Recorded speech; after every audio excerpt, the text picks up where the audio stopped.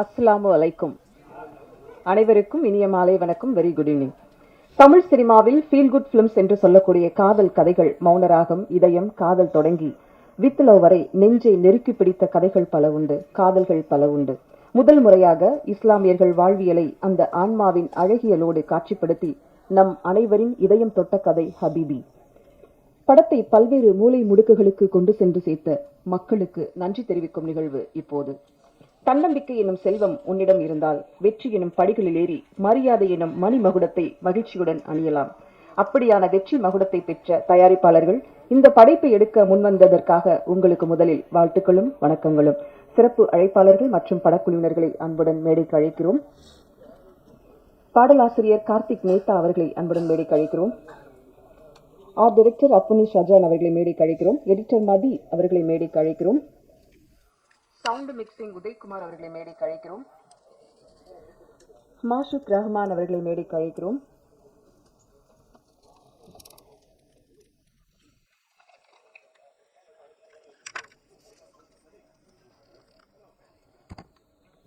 சிறப்பு அழைப்பாளராக வாழ்த்த வந்திருக்கும் இயக்குனர் ராஜமுருகன் அவர்களை அன்புடன் மேடைக்கு அழைக்கிறோம். சுரேஷ் காமாட்சி அவர்களை அன்புடன் மேடைக்கு அழைக்கிறோம். தமிழ் இயக்குனர் நடிகர் அவர்களை மேடைக்கு அழைக்கிறோம். அருண்மொழி மாணிக்கம் அவர்களை மேடைக்கு அழைக்கிறோம். டாக்டர் சிவராமன் அவர்களை மேடைக்கு அழைக்கிறோம்.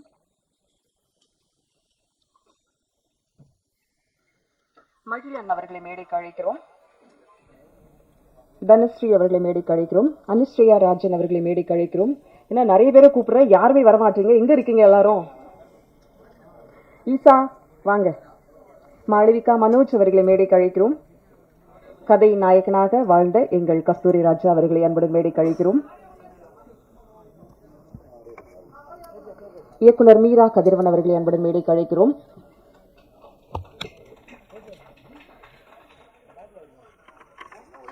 ப்ரொடியூசர்ஸ் நேசம் இப்ராஹிம் அவர்களை மேடைக்கு அழைக்கிறோம். கருப்பசாமி அவர்களை மேடைக்கு அழைக்கிறோம். ஜி.கே. பிரதர்ஸ் சாகுல் அவர்களை மேடைக்கு அழைக்கிறோம். ஆடியோ லெவல் அங்க கேக்குதாப்பா?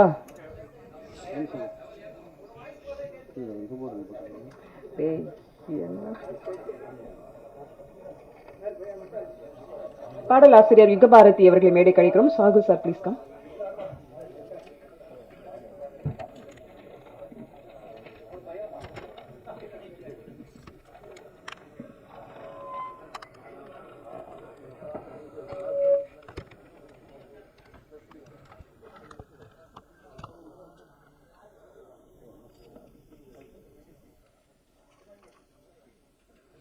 கசாலி அவர்களை மேடைக்கு அழைக்கிறோம். நிகழ்ச்சியின் முதலில் வல்லோனே வல்லோனே வையம் முன்னாலே உன்னாமம் சொன்னாலே நாளும் நன்னாலே அழகான வரிகளுக்கு சொந்தக்காரர் பாடலாசிரியர் யுகபாரதி அவர்களை இப்போது பேச அழைக்கிறோம்.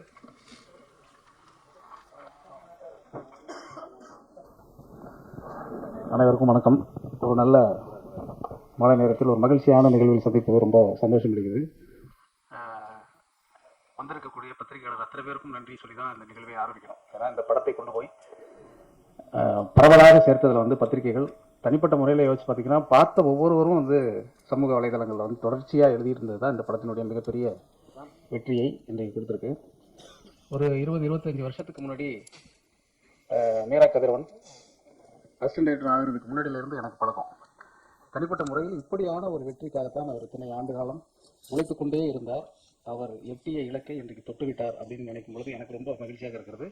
நான் மீராவுக்கும் காலத்திற்கும் நன்றியை தெரிவித்துக்கிறேன். முதல்ல என்னோட நன்றி. அப்புறம் இந்த படத்தை பற்றி சொல்லணும்னா சொல்லிக்கிட்டே இருக்கலாம். ஆனால் இது நன்றி தெரிவிக்கிறதுனால நிறையா சொல்ல முடியாது. குறிப்பாக நான் சொல்லணும்னு ஆசைப்பட்டது மரியாதைக்குரிய ஐயா கஸ்தூரிராஜா அவர்கள்.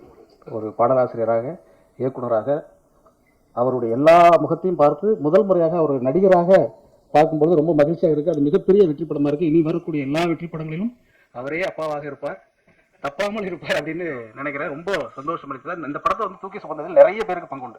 மேடையில் அமர்ந்திருக்கக்கூடிய சுரேஷ் காமாட்சியாக இருக்கட்டும், நேசம் என்டர்டெயின்மெண்ட், அதேமாதிரி இந்த படத்தை வெளியீடு செய்த அவங்க அப்படியே ஒவ்வொன்றா யோசிச்சு பார்த்தாக்க இந்த அரங்கத்தில் இருக்கக்கூடிய நீங்கள் எல்லோரும் எப்படி இந்த படத்துக்கு முக்கியமாக இருந்தீர்களோ அதே மாதிரி தனிப்பட்ட ஒவ்வொருவரும் இந்த மீராவினுடைய வெற்றியை, இந்த ஹபீபியினுடைய வெற்றியை கொண்டாடி இன்றைக்கு தீர்க்கிறார்கள் என்றால் அதுக்கு ஒருத்தர் பரஸ்பரமான இந்த பூமி, இந்த தமிழ்நாட்டினுடைய மரபு அப்படின்னு யோசிச்சு பார்த்தா ரொம்ப ஆச்சரியமாக இருக்கிறது. இப்படி ஒரு படம் வரவே இல்லை 100 ஆண்டு கால தமிழ் சினிமாவில் என்று சொல்லக்கூடிய அளவிற்கு இஸ்லாமிய வாழ்வியலை ரொம்ப நுட்பமாக எடுத்து தொட்டு காட்டியிருக்கிறார். ஒரு பெரிய வாசலை வந்து மீரா கதிரவன் திறந்து விட்டுருக்காருன்னு தான் சொல்லணும். குறிப்பாக இந்த படத்துக்கு பின்னால் நிகழ்ந்த சம்பவங்கள் எல்லாமே எனக்கு ஞாபகத்துக்கு வருது. ஒரு 5-6 வருஷத்துக்கு முன்னாடி மீரா இந்த படத்தினுடைய திரைக்கதை எழுதிய நண்பர் தோழர் முகமது அமீன் அவர் வந்து ஒரு முறை வந்து சொன்னார், தமிழ் திரைப்படங்களில் ஏன் இஸ்லாமியர்களை வந்து ஒரு தீவிரவாதிகளாகவே காட்டுகிறார்கள் அப்படிங்கிற ஒரு ஏக்கத்தோடையும் கோபத்தோடையும் ஆதங்கத்தோடையும் வந்து ஒரு முறை பேசிகிட்டு இருக்கும்பொழுது இதை பற்றி ஒரு கலந்துரையாடல் ஏற்பாடு பண்ணணும் அப்படின்னு சொல்லி எல்லா இயக்குனரோடு நீங்கள் பயணிச்சிருக்கிறதுனால நீங்கள் கூப்பிட்டா வருவாங்க அப்படின்னு சொல்லி ஒரு நிகழ்வை வந்து ஒரு 6 வருடத்திற்கு முன்னாடி நினைக்கிறேன் கவிக்கோ மன்றத்தில் ஏற்பாடு செய்தோம். தமிழில் அன்றைக்கு முக்கியமாக இருந்த அத்தனை இயக்குனர்கள் வந்து அதில் கலந்து கொண்டார்கள். அதில் கலந்து கொண்டு எல்லோரும் பேசுகிற பொழுது ஒரு விஷயத்தை சொன்னார்கள், இந்த இஸ்லாமிய வாழ்க்கையை அல்லது இஸ்லாமியர்களை பற்றி நாங்கள் சொல்லணும் அப்படின்னா 80களுக்கு முன்னாடி வந்த திரைப்படங்களில் எல்லா இஸ்லாமியர்களும் நல்லவர்களாக இருந்தார்கள். 80க்கு பிறகு வந்த எல்லா சினிமாவிலும் இஸ்லாமியர்கள் தீவிரவாதிகளாக காட்டப்பட்டார்கள். இது ஏன் மாறுனுச்சு அப்படிங்கிறத ஒரு விவாதமாக அன்றைக்கு எல்லா இயக்குநர்களும் பேசினார்கள். இன்றைக்கு தமிழ் சினிமாவில் இருக்கக்கூடிய முக்கியமான அத்தனை இயக்குநர்களும் அந்த விழாவில் கலந்து கொண்டு பேசிவிட்டு இறுதியாக பேசுகிற பொழுது எல்லோரும் ஒன்று சொன்னார்கள், இந்த படத்தை எடுக்க வேண்டும் என்றால் அடிப்படையில் இந்த இஸ்லாமிய வாழ்வை உற்று உணர்ந்த ஒருவரால் தான் எடுக்க முடியும். மீரா நீங்க எடுங்கன்னு சொன்னாங்க. நான் எடுக்கிறேன் என்று அவர் இதயத்தில் தாங்கிக் கொண்டு சுமந்த அந்த கதை 6 ஆண்டுகளுக்கு பிறகு திரைப்படமாக வந்து இன்றைக்கு வெற்றியும் அடைந்திருக்கிறது. எனவே எல்லோருடைய கோரிக்கையும் நிறைவேறி இருக்கிறது. அந்த கோரிக்கையை நிறைவேற்றிய பெருமையை, நன்றியை மீராவுக்கு தெரிவித்துக் கொள்கிறேன். இந்த நிகழ்வில் சம்பந்தப்பட்டிருக்கக்கூடிய அத்தனை பேருக்கும் தனிப்பட்ட முறையில் எனக்கு வந்து நான் சொல்லணும்னா தமிழ் சினிமாவில் இருக்கக்கூடிய அத்தனை தொழில்நுட்ப கலைஞர்களும் இந்த படத்தை வந்து தனிப்பட்ட முறையில் என்னிடம் தொலைபேசி செய்து இதை பார்த்துட்டு ரொம்ப மகிழ்ந்து பரவசப்பட்டு இப்படி ஒரு வாழ்க்கை, இப்படி ஒரு படம் அப்படின்னு சொல்லுகிற பொழுது நான் மறுபடியும் என்னுடைய நண்பன் ஜெயித்து விட்டான் என்கிற சந்தோஷத்தோடு இந்த மேடையில் இருக்கிறேன். உங்கள் எல்லோருக்கும் நன்றி, வணக்கம். நன்றி கவிஞரே. அடுத்ததாக நாம் பேச அழைக்கிறோம். ஒரு கதையை பாடலில் சொல்வது இவரது ரகம், கேட்பதும் ஒரு சுகம். நீ வாழ வாழ்வுண்டு இங்கே, நீ சாய தோளுண்டு இங்கே. அழகான பாடல் வரிகள் தந்த கவிஞர் கார்த்திக் நேதா அவர்களை பேச அழைக்கிறோம்.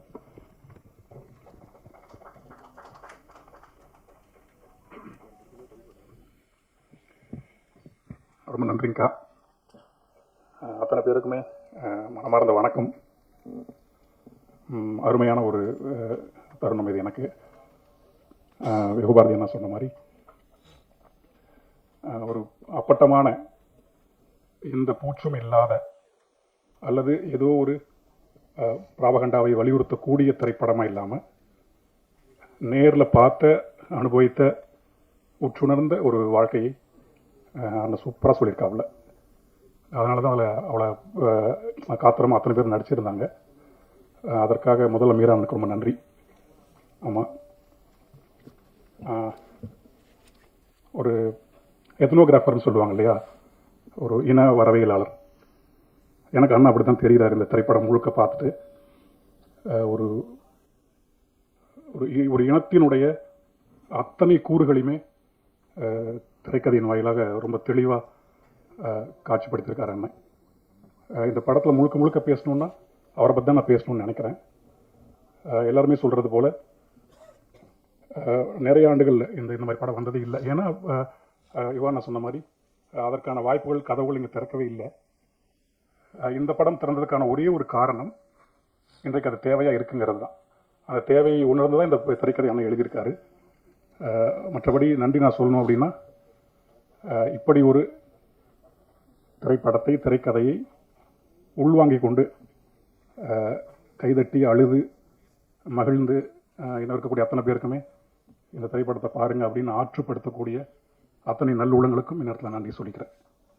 ஒரு மாதிரி வன்முறையை நோக்கி எதற்காக நாம் வன்முறை செய்கிறோம்னே தெரியாமல் வன்முறை செஞ்சுக்கிட்டு, வன்முறை நம்முடைய இயல்பாக மாறிக்கொண்டிருக்கக்கூடிய, வன்முறையை கொண்டாடக்கூடிய, அதன் மூலமாக பேரின்பம் அடையக்கூடிய ஒரு காலகட்டத்தில் நாம் இருக்கோம். இப்படியான ஒரு காலகட்டத்தில் நிறுத்தி நிதானமாக இந்த வாழ்க்கையை வாழணும் அப்படின்னு சொல்லக்கூடிய ஒரு ஆகச்சிறந்த அறிவுரையாக தான் அந்த படத்தை நான் பார்க்குறேன். இது ஒருத்தர் இயக்குன, கொஞ்சம் பேர் நடித்த அப்படின்னு நான் பார்க்கல. இதில் அந்த வல்லோனின்னு வரக்கூடிய பாட்டு, அண்ணா எழுதின பாட்டு எனக்கு ஒரு மாதிரி படபடப்பாக இருக்குது. ஏன்னா எனக்கு இப்போ அன்பாக இருக்கணும்னு நினச்சாவே படபடப்பாக இருக்குது. அந்தளவுக்கு ஒரு இறைச்சலாக இருக்குது. ஊர் பக்கம் போனால் அமைதியாக இருக்கலன்னா ஊர் பக்கம் இறைச்சலாக தான் இருக்குது. இந்த இறைச்சலுங்கிற நோய் சுற்றி நம்மளை அடிச்சுக்கிட்டே இருக்குது. கலைக்குள்ளேயும் அது இருக்குது. இதுதான் வியாபாரம்னு சொல்லி நம்மளை வந்து ஏமாத்துறாங்க, நாமளும் நம்புகிறோம். அப்படிலாம் இல்லைடா, இந்த மாதிரி படமும் வருது, ஹபீபின்னு ஒரு படம் பண்ணியிருக்கோம், வந்து பாருங்கன்னு சொல்கிறது இருக்கு இல்லையா, இது அவருடைய ஒட்டுமொத்த வாழ்க்கையுமே ஒரு அடமானம் வச்சு ஒரு கூரிய வாளாக நின்று எடுத்திருக்காருன்னு தான் நான் சொல்லுவேன். ஏன்னா ஒட்டுமொத்த வியாபாரமும் வணிகமும் கசாமுசான்னு போயிட்டு இருக்கிறப்போ நான் இப்படி தான் ஒன்று எடுப்பேன்னு சொல்கிறது இருக்கு இல்லையா, அந்த துணிவுக்கு பின்னாடி தான் நாங்கள் எல்லாமே வரோம். நாங்கள் தனிப்பட்ட முறையில் எதுவும் செஞ்சிட முடியாதுங்க.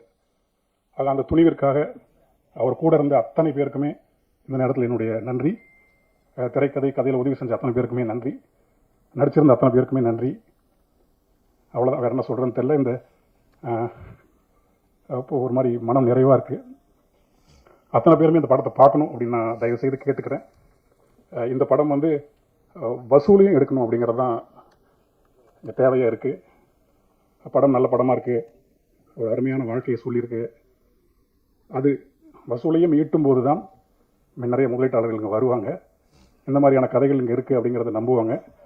இல்லைனா மீண்டும் அத்தி பூத்தது போல், குறிஞ்சி மலர் வந்தது போல் அங்கொன்று இங்கொன்னா ஹபீபி வந்துட்டு போயிடும். மீண்டும் அதே இரைச்சல், அதே வன்முறையை கொண்டாடக்கூடிய அல்லது நாமும் நாளைக்கு வன்முறை ஆளுனா மாறக்கூடிய ஒரு சூழல் காத்துக்கிட்டு இருக்கு. அதற்காகவே நாம் ஹபீபியை பார்ப்போம். ரொம்ப நன்றி. இந்த நேரத்தில் சாம்சியஸ்க்கு அப்புறம் அன்பு நண்பன் மசூர் எழுதியிருக்காரு இந்த படத்தில். அவர் எப்போது எங்கள் அண்ணன் எழுதியிருக்காரு யுவபாரதி அண்ணா. பாடினவங்களுக்கு அத்தனை பேருக்குமே இந்த நேரத்தில் நன்றி சொல்லிக்கிறேன். நன்றி.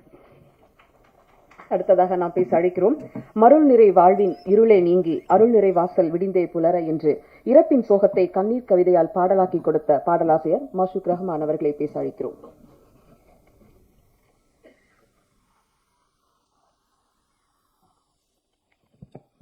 அனைவருக்கும் எனது இனிய மாலை வணக்கங்கள். நடித்தவங்க இந்த டீம் எல்லாருக்குமே என்னுடைய மனமார்ந்த நன்றி அண்ட் வணக்கம். இந்த படத்தை பற்றி சொல்லும்போது ஒரு 2-3 இயர்ஸ் பேக் அண்ணன் மீரா கதிரவன் அண்ணன்கிட்ட நான் மெசஞ்சர் மூலமாக கேட்டிருந்தேன், நான் உங்களை மீட் பண்ணணும் அப்படின்னு சொல்லிட்டு. போகும்போது இந்த படத்தை பற்றி சொன்னாங்க. அதுக்கப்புறம் இந்த படத்தை ஒரு நாள் எனக்கு கூப்பிட்டு காமிச்சாங்க. ரொம்ப நேரம் ஆயிடுச்சு. அவர் ஃபர்ஸ்ட் ஹாஃப் முடியும் போது தான் எனக்கு இதில் முக்கியமாக கதாபாத்திரத்தில் யூசுப் கதாபாத்திரத்தில் தனுஷோட அப்பா இருக்கிறாங்க அப்படின்றதே ஃபீல் ஆச்சு. அது வரைக்கும் அந்த கேரக்டரோடய அவரை ஃபாலோ பண்ணிட்டு இருந்தேன். அப்புறம் அண்ணன் கேட்டேன், அவங்க தானே அப்படின்னா, ஆமாம் தெரியலையா அப்படின்னாங்க. இன்னொன்று இந்த படம் எனக்கு ஏன் ரொம்ப க்ளோஸ் அப்படின்னு சொன்னால், மதுரை தான் என் ஊர். மதுரையில் ஒரு அக்ரஹாரத்தில் ஒரே ஒரு பாய் வீடு, எங்கள் வீடு மட்டும்தான். அந்த மாதிரி வளர்ந்த சூழ்நிலையில் வளர்ந்தேன். அதனால் நிறைய பிராமண நண்பர்கள் உண்டு, அந்த ஹிந்து ஃபிலாசபியோடைய நிறைய பரிச்சயமும் உண்டு. அப்போ எங்களுக்குள்ளே இருந்த கிவ் அண்ட் டேக் எல்லாத்தையும் திரும்ப இதில் பார்க்க முடிஞ்சுது இந்த படத்தில். ரொம்ப இயல்பான மனிதர்களும் இயல்பான கதாபாத்திரங்களும் ரொம்ப இயல்பாகவே ஒன்றுக்கு ஒன்று விட்டு கொடுத்து பழகிறது அது ஒன்று. இன்னொன்று அந்த சாலிஹா அந்த கேரக்டர், அவங்களும் அவங்க ஹஸ்பண்ட், அவரை பார்த்தா என்னோட தாய் மாமா மாதிரி இருந்தது. என்னோட மூத்த தாய் மாமா அப்படி தான் இருப்பாங்க அவங்களை பார்க்க. அவங்க மேரேஜ் சீக்வன்ஸ் எல்லாமே அதை பார்த்த மாதிரியே இருந்தது.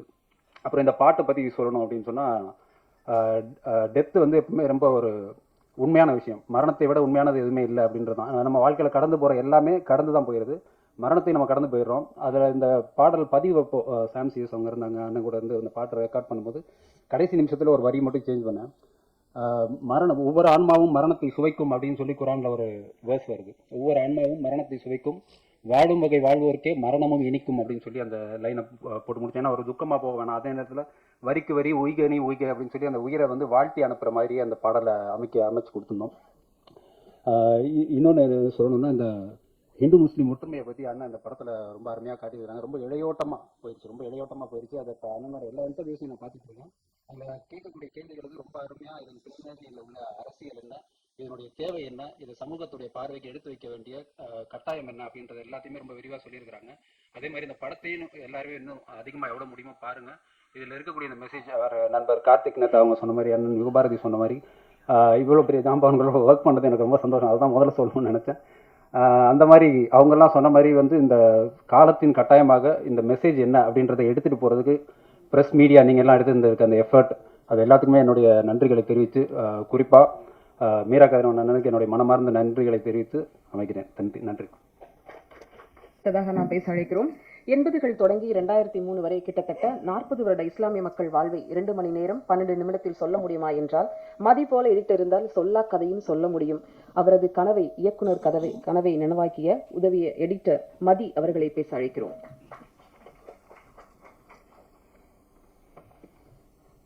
அனைவருக்கும் வணக்கம். இது என்னோட 2வது படம். இப்படி ஒரு வரலாற்று சிறப்புமிக்க படத்தில் பணியாற்ற வாய்ப்பு கிடைத்து ரொம்ப பெருமையாக இருக்குது, மகிழ்ச்சியாக இருக்குது. இந்த வாய்ப்பை வழங்கிய இயக்குனர் ராம் சாருக்கும் மீரா கதிரவன் சாருக்கும் நான் நன்றி கடன்பட்டிருக்கேன்.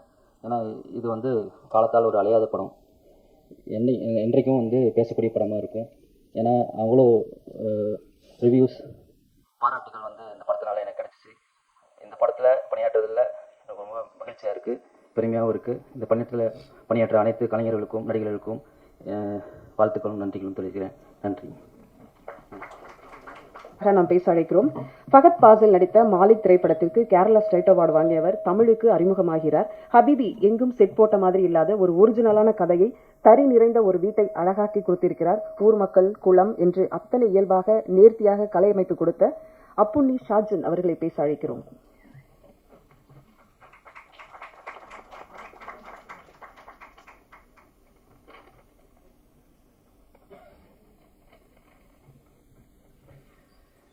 എല്ലാവർക്കും നമസ്കാരം.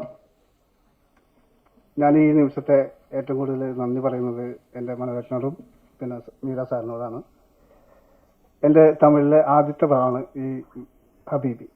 അത് വളരെ വിജയമായി ഇവിടെ ഓടുന്നുണ്ടെന്ന് അറിയുമ്പോൾ വളരെ സന്തോഷമാണ്. ഇതിന് എല്ലാവരോടും നന്ദിയാണ്. കൂടുതലൊന്നും സംസാരിക്കുന്നില്ല. എല്ലാവർക്കും എൻ്റെ നമസ്കാരം. அடுத்ததாக நாம் பேச அழைக்கிறோம்.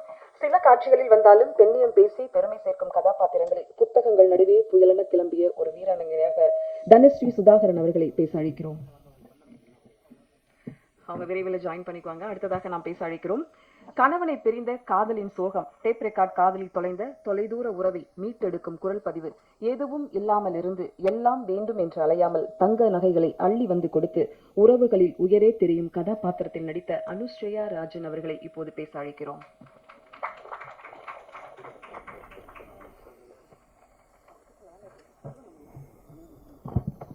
ஹாய், எல்லாருக்கும் வணக்கம். இப்படி இங்கே வந்து உங்கள் முன்னாடியெல்லாம் நிற்க முடிஞ்சதுலேயே ரொம்ப பெருமையாக சந்தோஷமாக இருக்கு. இது என்னோட ஃபர்ஸ்ட் மூவி. இந்த மூவி பண்ணதுக்கப்புறம் இவ்வளோ ஒரு அப்ரிசியேஷன், இவ்வளோ ஒரு ஆடியன்ஸ் பக்கத்தில் இவ்வளோ ஒரு ரிசீவ் பண்ணுவேன்னு நினைக்கவே இல்லை. இந்த படத்துக்கு ஆக்சுவலி ரொம்ப ரொம்ப ரொம்ப நன்றி. அதுக்கு மீரா சார் தான் தேங்க்யூ சார். இந்த கேரக்டர் எனக்கு கொடுத்ததுக்கும் ரொம்ப நன்றி. நிறைய தியேட்டர் விசிட்டு, நிறைய ஆடியன்ஸை பார்த்தோம். எல்லாருமே 2-3 டைம்ஸ் இந்த படம் பார்த்துருக்கேன்னு சொல்லும்போதே ரொம்ப சந்தோஷம். நிறைய ரைட்டப்ஸ் இப்போ எல்லாருமே எழுதுறாங்க, அவ்வளோ பாராட்டுறாங்க. இதுக்கெல்லாம் தெய்வத்துக்கு நன்றி சொல்கிறோம். அப்புறம் உங்களுக்கும் நன்றி சொல்கிறோம். Thank you so much. Thank you all. நகதான் போல இருக்கு, இப்போவும் அதே மாதிரி வந்திருக்கீங்க. தேங்க்யூ. அடுத்ததாக நாம் பேச அழைக்கிறோம். ஒரு கதாநாயகிக்கு படம் முழுவதும் கண்களால் பேசும் கதாபாத்திரம். இவர் வந்து போகும் காட்சிகள் எல்லாம் இளைஞர்கள் மனம் வெந்து போக வைக்கிறார். ரசிகர்களின் கனவு காதல்கள் அந்த குடத்துக்குள் குப்பளிக்கிறது. ஆற்றங்கரையும் பள்ளி வகுப்பும் தோழிகளின் சந்திப்பு என்று பார்க்கும் இடங்களில் எல்லாம் இவர் பெயரை பச்சை கொத்திக் கொள்ளும் கதாபாத்திரம். அழகியான நடிப்பை கொடுத்த மாளவிகா மனோஜ் அவர்களை பேச அழைக்கிறோம்.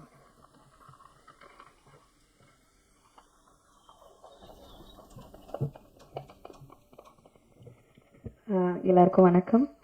First of all thanks present media for coming here and supporting us. எனக்கு வந்து I feel really happy to be a part of this film. Actually தமிழில் நான் பண்ண first film. I have told this before. So அதுக்கு வந்து இவ்வளோ நாளுக்கு அப்புறம் ரிலீஸ் ஆகுது, அதுக்கு வந்து இவ்வளோ லவ் கிடைக்கிறேன். நாங்கள் அவ்வளோ யோசிக்கல. ஐ நெவர் தாட் இவ்வளோ பேருக்கு இவ்வளோ லவ் எல்லாம் கொடுப்பேன். நான் நிறையா பேர் லைக் ரிவ்யூ சொன்னேன், எல்லாருக்குமே பிடிச்சிருக்கு. Family, friends, even I saw the film. So I feel really happy. I want to thank our director for giving me such an opportunity and for this film. So once again, thanks for coming here. Thank you.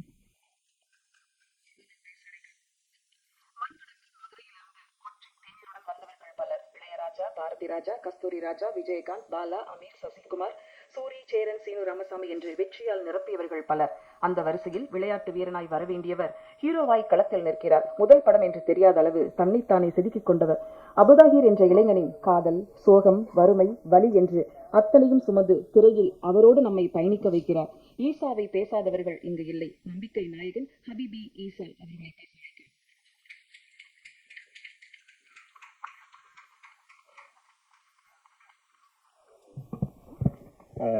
எல்லாருக்கும் வணக்கம். இங்கே வந்திருக்க press media அண்ணா எல்லாருக்கும் ரொம்ப நன்றி. நீங்கள் நிறைய இடத்துல பேசி ஷேர் பண்ணி ரிவ்யூ பண்ணதுனால தான் எங்களுக்கு ஹபிபி செகண்ட் வீக்லேயும் சக்ஸஸ்ஃபுல்லாக வந்திருக்கு. ஈசானே கூப்பிட மாட்டேங்கிறாங்க, அபுதாகிர் அபு அப்படின்னு தான் கூப்பிட்றாங்க. நிறைய இடத்துல தேட்டர்ஸில் நாங்கள் விசிட் போகும்போது வந்து நேற்று பார்க்கும்போது ஒரு ஃபேமிலி ஒரு 10 பேரை போயிட்டு இருந்தாங்க.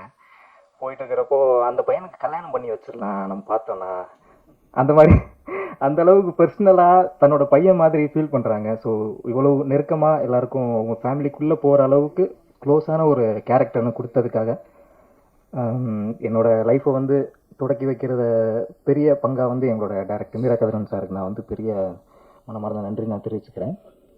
அப்புறம் ஹபீபி படத்தை வந்து இவ்வளோ எமோஷ்னலாக கேரி பண்ணிட்டு வர்றதுக்கு முக்கியமான காரணம் எங்களுடைய கஸ்தூரிராஜ் சார் தான். ஏன்னா அவரோட அப்பா கேரக்டர் வந்து படத்தில் இருக்க மற்ற குடும்பத்தை அங்கே இருக்க குடும்பத்தை மட்டும் அவன் கேரி பண்ணலை, அவர் படத்தையே வந்து எல்லா இடத்துக்கும் கேரி பண்ணுறாரு. அவரோட லைட் வந்து எங்களுக்கும் வந்து சேர்ந்ததில் எங்களுக்கு பெரிய சந்தோஷம் பெருமையும் நாங்கள் பட்டுக்கிறோம்.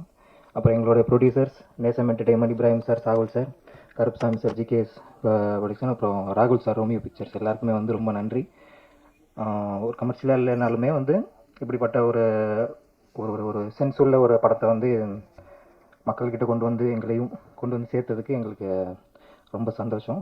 முக்கியமாக வந்து விசுவல்ஸை வந்து ரொம்ப ரொம்ப ரொம்ப வந்து பெரிய விஷயமா சொன்னாங்க. அதுக்கு முக்கியமான காரணம் இவ்வளோ அழகாக பியூட்டிஃபுல்லான படத்தை வந்து கொண்டு வந்ததுக்கு மகேஷ் முத்துசாமி சாருக்கும் நான் வந்து இங்கே வந்து ரொம்ப தேங்க்ஸ் நான் சொல்லிக்கிறேன். அப்புறம் என் கூட நான் ஆக்ட் பண்ண எல்லா ஆக்டர் எல்லாருக்குமே வந்து ரொம்ப நன்றி. கண்டிப்பாக அடுத்த வீக் நாங்கள் போகிறோம். அடுத்த வீக் நாங்கள் தியேட்டரை ஃபீல் பண்ணுவோம். எல்லாத்துக்கும் உங்களுக்கும் ரொம்ப பெரிய நன்றி நான் சொல்லிக்கிறேன். தேங்க்யூ. தேங்க்யூ. அடுத்ததாக நாம் பேச அழைக்கிறோம். இந்த படத்தோட பெரிய பலமே சவுண்ட் மிக்சிங்னு சொல்லலாம். அந்த தறி சத்தமாக இருக்கட்டும், அவங்களோட பெரிய சோதுதாக இருக்கட்டும், ஒரு அழகான ஒரிஜினலான சவுண்டு கொடுத்த படத்துடைய சவுண்ட் மிக்சிங் உதயகுமார் அவர்களை பேச அழைக்கிறோம்.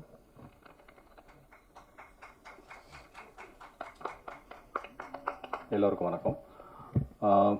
இந்த படத்தில் சவுண்டை பொறுத்த வரைக்கும் ஃபுல் கிரெடிட் வந்து டைரக்டருக்கு தான் போய் சேரும். ஏன்னா அதில் டப்பிங்லேருந்து அதோட தறி சவுண்டு வந்து எங்கெல்லாம் வரணும், எந்த அளவுக்கு கேட்கணும், எவ்வளோ டிஸ்டன்ஸில் இருக்கணும். ஃபஸ்ட்டு நீங்கள் அந்த 80ஸ்லாம் பார்த்தீங்கன்னா ஃபுல் அந்த வீடு ஃபுல்லாகவே தறி சவுண்டாகவே இருக்கும். அவரோட டெத்து, அந்த கேரக்டரோட டெத்ஸ் முன்னாடி கூட அந்த தறி சவுண்டுக்கு இம்பார்ட்டன்ஸ் இருக்கும். அதே மாதிரி டயலாக்ஸு, சில டயலாக்ஸ் எனக்கு புரியலன்னா அவர்கிட்ட கேட்பேன், இதுக்கு மீனிங் என்ன அப்படின்னு கேட்பேன். எனக்கு வந்த விஷுவல் வந்து கீழே அந்த சப்டைட்டில் இருக்காது.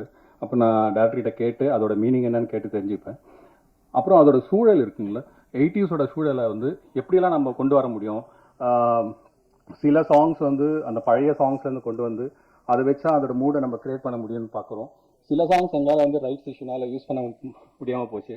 இன்னும் அந்த சாங்ஸை யூஸ் பண்ணியிருந்தால் பெட்டராக இருந்திருக்கும். இந்த படத்தை பொறுத்திருக்கும் கிளைமேக்ஸில் வந்து ஹீரோயினை பார்க்குற இடம் வந்து ஃபுல் டெட் சைலண்ட்டாக வச்சுருப்போம். அது முழுக்கவே அந்த கேரக்டர்ஸ் அதோட ஃபீல் ஆகணும். அவங்க அங்கே இருக்கிற லொக்கேஷனிலே அவங்க இல்லை, அவங்க மறந்து அவங்க பார்த்துட்டு இருக்காங்க அப்படின்னு ஒரு மூடை வந்து அப்படி ஒரு விஷயம் கிரியேட் பண்ணோம். இதுக்கு ஃபுல் சப்போர்ட்டாகவும் சாம் சிஎஸோட பேக்ரவுண்ட் மியூசிக்கும் சாங்ஸ் இருந்துச்சு. ஸோ எல்லாருக்கும் நன்றி. தேங்க்யூ.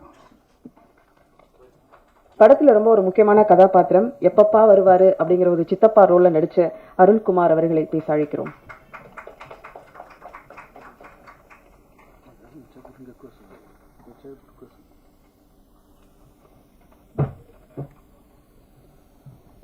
எல்லாருக்கும் வணக்கம்.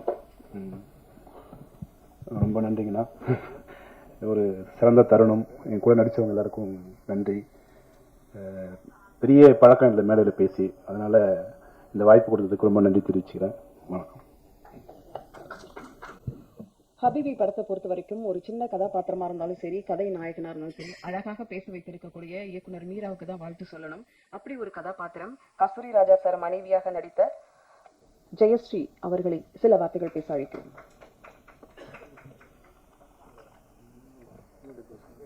அப்படியே அந்த பக்கம் ஓரமா வந்துருங்கம்மா.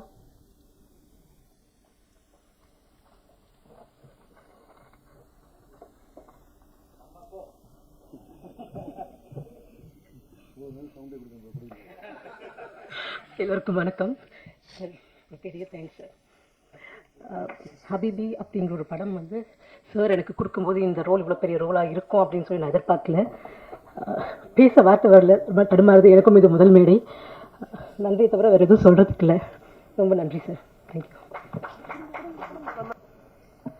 ஹீரோவோட அம்மா வந்தா அடுத்து ஹீரோயினோட அம்மா தானே வரணும். நிலோஃபர் மதராக நடித்த மலர் கைசான் அவர்களை பேச அழைக்கிறோம்.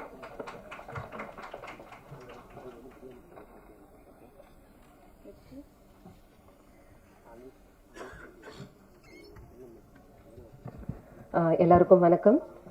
Thank you so much first of all for Meera Kathiravan எனக்கு இந்த ஒரு ரோல் கொடுத்ததுக்கு. நான் அந்த ரோலை ஜஸ்டிஃபை பண்ணியிருக்கேன் அப்படின்னு நினைக்கிறேன். And thank you so much for all the media and people யாரெல்லாம் இந்த மூவியை வந்து அடுத்த கட்டத்துக்கு கொண்டு போனாங்களோ எல்லாருக்கும் எங்களோட டீம் சார்பாக மனமார்ந்த நன்றி. இந்த ரோல் வந்து எந்த அளவுக்கு நான் ஃபர்ஸ்ட் பண்ணும்போது ரொம்ப ஸ்ட்ரிக்டான mom, because this is not my true shade. அது ஒரு சின்ன ஹெசிடேஷன் இருந்தது. ஆனால் அதை எல்லாருமே வந்து ரொம்ப நல்லா ரிசீவ் பண்ணிட்டு என்னோட ஃபாலோவர்ஸ் எல்லாருமே வந்து, நான் ஒரு YouTuber, so I teach English online. So என்னோட ஃபாலோவர்ஸ் எல்லாருமே கீழே வந்து அந்த மூவி பார்த்துட்டு, மேம் நான் இந்த மூவி பார்த்தேன், என்னை ரெகக்னைஸ் பண்ணிட்டு கீழே வந்து அட்ரஸ் பண்ணும்போது நீங்கள் ரொம்ப நல்லா ஆக்ட் பண்ணியிருக்கிறீங்க, அந்த முஸ்லீம் கேரக்டர் உங்களுக்கு அப்படியே பிறந்தது, முஸ்லீம் பொண்ணு மாதிரியே இருந்தீங்க, இந்த மாதிரி நிறைய அப்ரிஷியேஷன் வந்தது. அப்புறம் வந்து சொன்னாங்க, என்ன மேம் இப்படி பண்ணிட்டீங்க, அந்த பையனுடைய உங்க பொண்ணை நீங்கள் சேர்த்து வச்சிருக்கலாம், இந்த மாதிரி அந்த இன்னுமே அவங்க வந்து அந்த கேரக்டர்லேயே இருக்கிறாங்க, அந்த ரோல்லேயே இருக்கிறாங்க, அந்த ஸ்டோரியை விட்டு அவங்க வெளியில் வரல அப்படின்றத இந்த மாதிரி காமெண்ட்ஸ் எல்லாம் பார்க்கும்போது தெரிஞ்சது. ரொம்ப ஹாப்பியாக இருந்தது. And thank you so much. எல்லாரும் நீங்கள் வந்து பார்க்குறதோட நிறுத்தாமல் இன்னும் நிறைய பேருக்கு கொண்டு சேர்க்கணும். உங்களோட ஃப்ரெண்ட்ஸ் அண்ட் ஃபேமிலிக்கு கண்டிப்பாக இதை ஷேர் பண்ணுங்கள். தேங்க்யூ. அனீஷ் கதாபாத்திரம் ஏற்று நடித்த கௌஷிக் அவர்களை சில வார்த்தைகள் பேச அழைக்கிறோம்.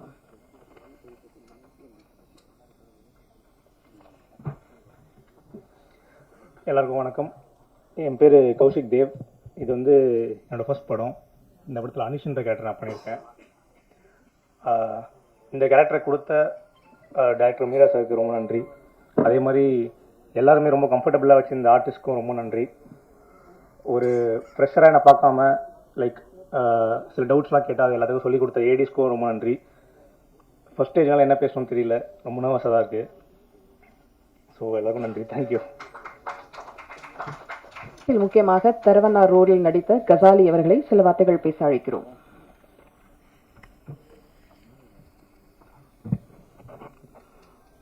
இந்த அரங்கில் குழுமிருக்கும் அனைவருக்கும் இறைவனின் சாந்தியும் சமாதானமும் என்றென்றும் உங்கள் மீது உண்டாகட்டுமா என்று கூறி, இந்த திரைப்படம் நானும் தம்பி மீராவும் பல வருஷங்களாக பேசிகிட்டு இருக்கோம். அவருடைய கனவு ஒரு விளக்கு இருந்தது, அதை வந்து உண்மையிலே பெரிய அளவில் நிறைவேற்றியிருக்காரு. ஆனால் அவரத்தில் பட்ட கஷ்டங்கள் எனக்கு தெரியும். அதில்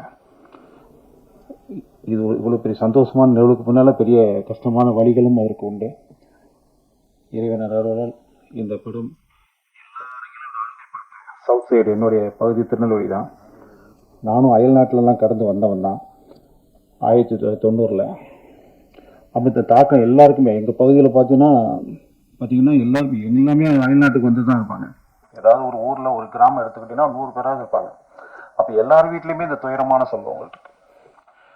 இஸ்லாமியர்கள் வந்து நாங்கள்லாம் இந்த மண்ணின் மைந்தர்கள், நாங்கள்லாம் கன்வெர்டட் லிபரேஷன், நாங்கள் ஒரு மார்க்கத்தை தான் தழுவிக்கிட்டமே தவிர அரபியர்களும் அல்ல, அந்நிய தேசத்துக்கு சொந்தமானவர்களும் அல்ல, இந்த மண்ணின் மைந்தர்கள். நாங்கள் பார்த்தீங்கன்னா இஸ்லாமியர்கள் சொல்லி காட்சிப்படுத்துவாங்க. சிலர் வந்து சினிமாவில் வந்து வேறு விதமாலும் காட்சி பண்ணியிருக்காங்க. நிறைய பேர் உண்மைன்னு நம்பிக்கிட்டு இருக்காங்க. நிறைய பேர் அப்படி இல்லை. இஸ்லாமியர்கள் பார்த்தீங்கன்னா நிறைய ஊர்களில் விவசாயம், வயல் அறுவடை பண்ணுவாங்க, களை எடுப்பாங்க, ஏறு பிடிச்சி உழுவாங்க, கொல்லப்பட்ட வச்சுருப்பாங்க. இதே மாதிரி நிறைய எல்லா தொழிலுமே தமிழன் செய்கிற தொழில் அத்தனையுமே இவங்களும் சேர்ந்து பயணிச்சுட்டு இருப்பாங்க. இதில் எந்த கருத்து வேறுபாடு இல்லை. கிராமங்களில் இன்றைக்கு வேற உறவு முறைகளோடு தான் இன்றைக்கி வாழ்ந்துக்கிட்டு இருக்கோம். மாமா, மச்சான், அண்ணன், தம்பி, குடும்ப காரியங்களில் அதை கூட அழகாக வச்சுருந்தார். இந்த படத்தில் தம்பி அழகாக வச்சுருந்தார் இந்த ஒரு காட்சியை. அதே மாதிரி இந்த படத்தை பற்றி விரிவிக்கன்னா நிறைய பேசிக்கிட்டே இருக்கலாம். எல்லாரோடைய மக்கள் மத்தியில் வந்து எங்கள் இஸ்லாமியர்கள் சைடில் பார்த்தீங்கன்னா ரொம்ப மிகப்பெரிய நிறைவான ஒரு விஷயம் இது. ஏன்னா அவங்க தியேட்டர் பக்கம் போகிறதில்ல. ஏன்னா இஸ்லாமியர்களை தப்பாகவே ஏதாவது ஒரு படத்தில் ஒரு காட்சி வைப்பாங்க. அதை பார்த்துட்டு மனசு ரொம்ப வலிக்கும். முஸ்லீம்லாம் இப்படி ஒரு அவ்வளோ நிலைக்கு ஆளாகிட்டு இருக்காங்களே ஊடகத்துறையில் அப்படின்னு சொல்லிட்டு. ஆனால் தம்பி அவ்வளோ பெரிய அழுக்க துடைக்க க்ளீன் பண்ணுறதுக்காக முயற்சி பண்ணியிருக்காரு. அவருடைய பணி சிறக்க அவரை ரொம்ப வாழ்த்துறோம். அதிகமாக பேச முடியல நண்பர்கள் இருக்காங்க. இதில் நடித்த அத்தனை ஒப்பனை கலைஞர்களுக்கும் அழகாக யதார்த்தமாக உண்மையாக அழகாக நடித்தாங்க எல்லாருக்கும் நான் நன்றி சொல்லி தம்பி மீரா கதிரவனுக்கும் நான் ரொம்ப வாழ்த்துக்களோட என்னுடைய நன்றியும் தெரிவித்துக்கிறேன். நன்றி, வணக்கம். நாம் பேச அழைக்கிறோம். 90களில் சின்ன திரையில் இவரின் மென்மையான பேச்சும் டாப் 10 மூவிஸ் வரிசைப்படுத்திய படங்களுக்காக ரசிகர்கள் காத்திருந்த தருணம் பல உண்டு. நடிகராக, தயாரிப்பாளராக ஹபிபி வெற்றியின் பங்கிற்கு முக்கிய காரணமாக அழைக்கிறோம் சன் சாகுல் அவர்களை.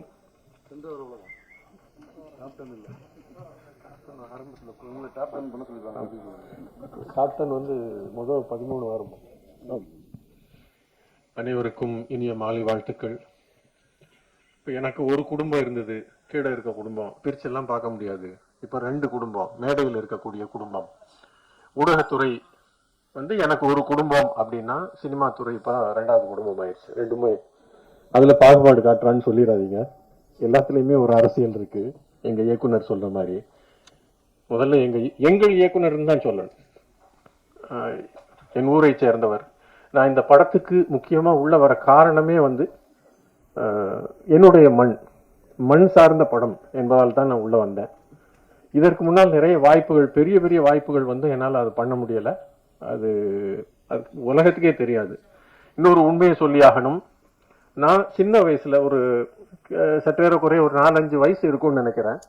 அப்போ திடீர்னு இன்னும் என் கூட படிச்ச மஞ்சுளா, அந்த மஞ்சுளாவுடைய தகப்பனார் வந்து சினிமா துறையில இருந்தாங்க. அப்போ இந்த மாதிரி ஒரு படம் நடக்குது. என்ன படம்? அப்பதான் நீங்க கூர்ந்து கவனிப்பீங்க. ஒரு படத்துக்காக வேன்ல கூப்பிட்டு போறாங்க. எக்மூர்ல இருக்கக்கூடிய ஒரு பரியல் கிரவுண்ட், சர்ச்சோட இருந்த பரியல் கிரவுண்ட் போறோம். காலையிலே கூப்பிட்டு போயிட்டாங்க, டிஃபன் தந்தாங்க, சாப்பிட்டோம்.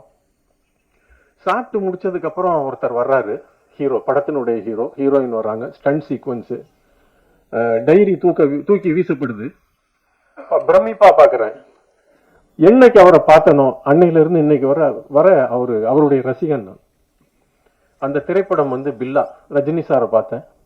ஸ்ரீபிரியா மேடம் அந்த ஸ்டண்ட் சீக்வன்ஸ், அது தேங்காய் சீனிவாசன் சார் வந்து காம்பவுண்டுக்கு வெளியில நடந்து வருவார், அந்த சீன் தான் எடுத்தாங்க. எனக்கு அது ரொம்ப, அந்த சமயம் வந்து எனக்கு நினைவுக்கு தெரியாத ஒரு வயது.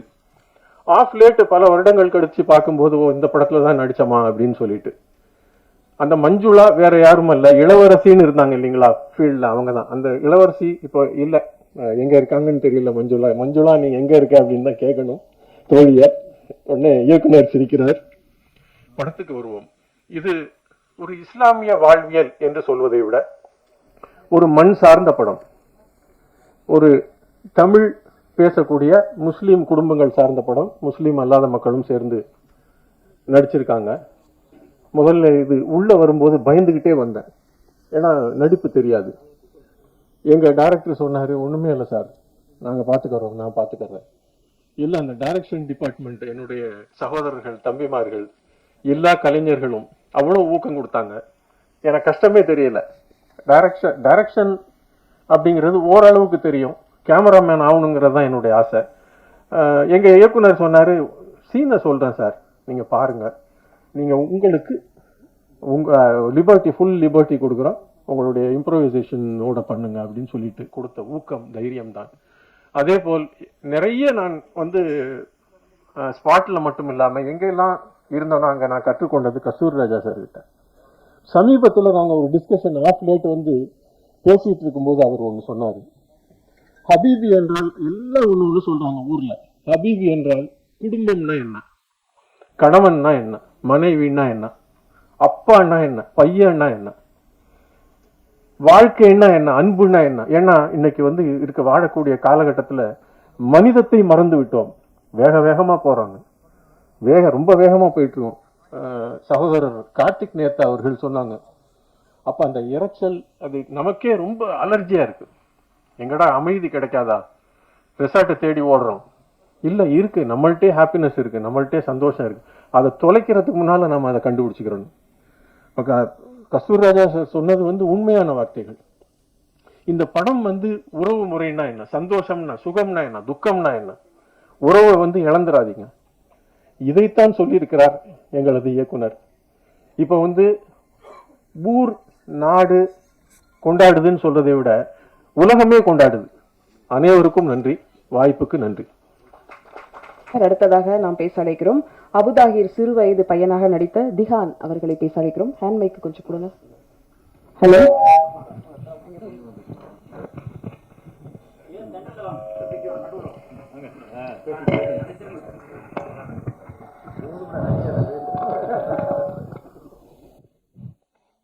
இந்த படத்தில் நடிக்கும் போது எனக்கு கொஞ்சம் பயமாக தான் இருந்துச்சு. ஆனால் கொஞ்சம் போகும்போது கொஞ்சம் எனக்கு பழகிடுச்சு. டேரக்டர் சாருக்கு நான் தேங்க்ஸ் சொல்லிக்கிறேன். அப்புறம் கஸ்தூரி ராஜா சாருக்கு தேங்க்ஸ் சொல்லிக்கிறேன். அதுக்கப்புறமேட்டு assistant director sir assistant director மாமா எல்லாத்துக்கும் தேங்க்ஸ் சொல்லிக்கிறேன். அவ்வளோதான். எந்த ஊர்லேருந்து வர்றீங்க, என்ன படிக்கிறீங்கப்பா? 6th படிக்கிறேன். எந்த ஊர்லேருந்து வரீங்க? மதுரையா? இதுக்கு முன்னாடி என்ன படத்தில் நடிச்சிருக்கீங்க? ஆனந்தம் நாடும் வீடு, ஹர்காரா, கொட்டுக்காளி, தெய்வ மச்சான், அதியமான மாலமரம், அயலி, பிரின்சஸ். லிஸ்ட் பெருசா போகுது, தெரியாம கேட்டுட்டேன். வாழ்த்துக்கள்ப்பா. சார் இங்க இருக்கிறவங்களோட அதிகமான படம் பண்ணது அந்த பையன் தான் சார். தேங்க்யூ. விருந்தினர்களை அழைக்கும் தருணம் இது. ஆவாரம் பூவையும் ஆரோக்கிய வாழ்வையும் இயற்கையின் மருத்துவத்தை தினந்தோறும் சொல்லி வரும் வயிறையும் வாழ்க்கையையும் மக்கள் நலன் என்று உலகிற்கு சித்தத்தை சேர்க்கும் சிவராமன் அவர்களை பேச அழைக்கிறோம். சார் எங்க ஊடகவியலாளருக்கு காலை மதியம் ஒரு டிப்ஸ் போறப்ப கொடுத்துட்டு போங்க சார்.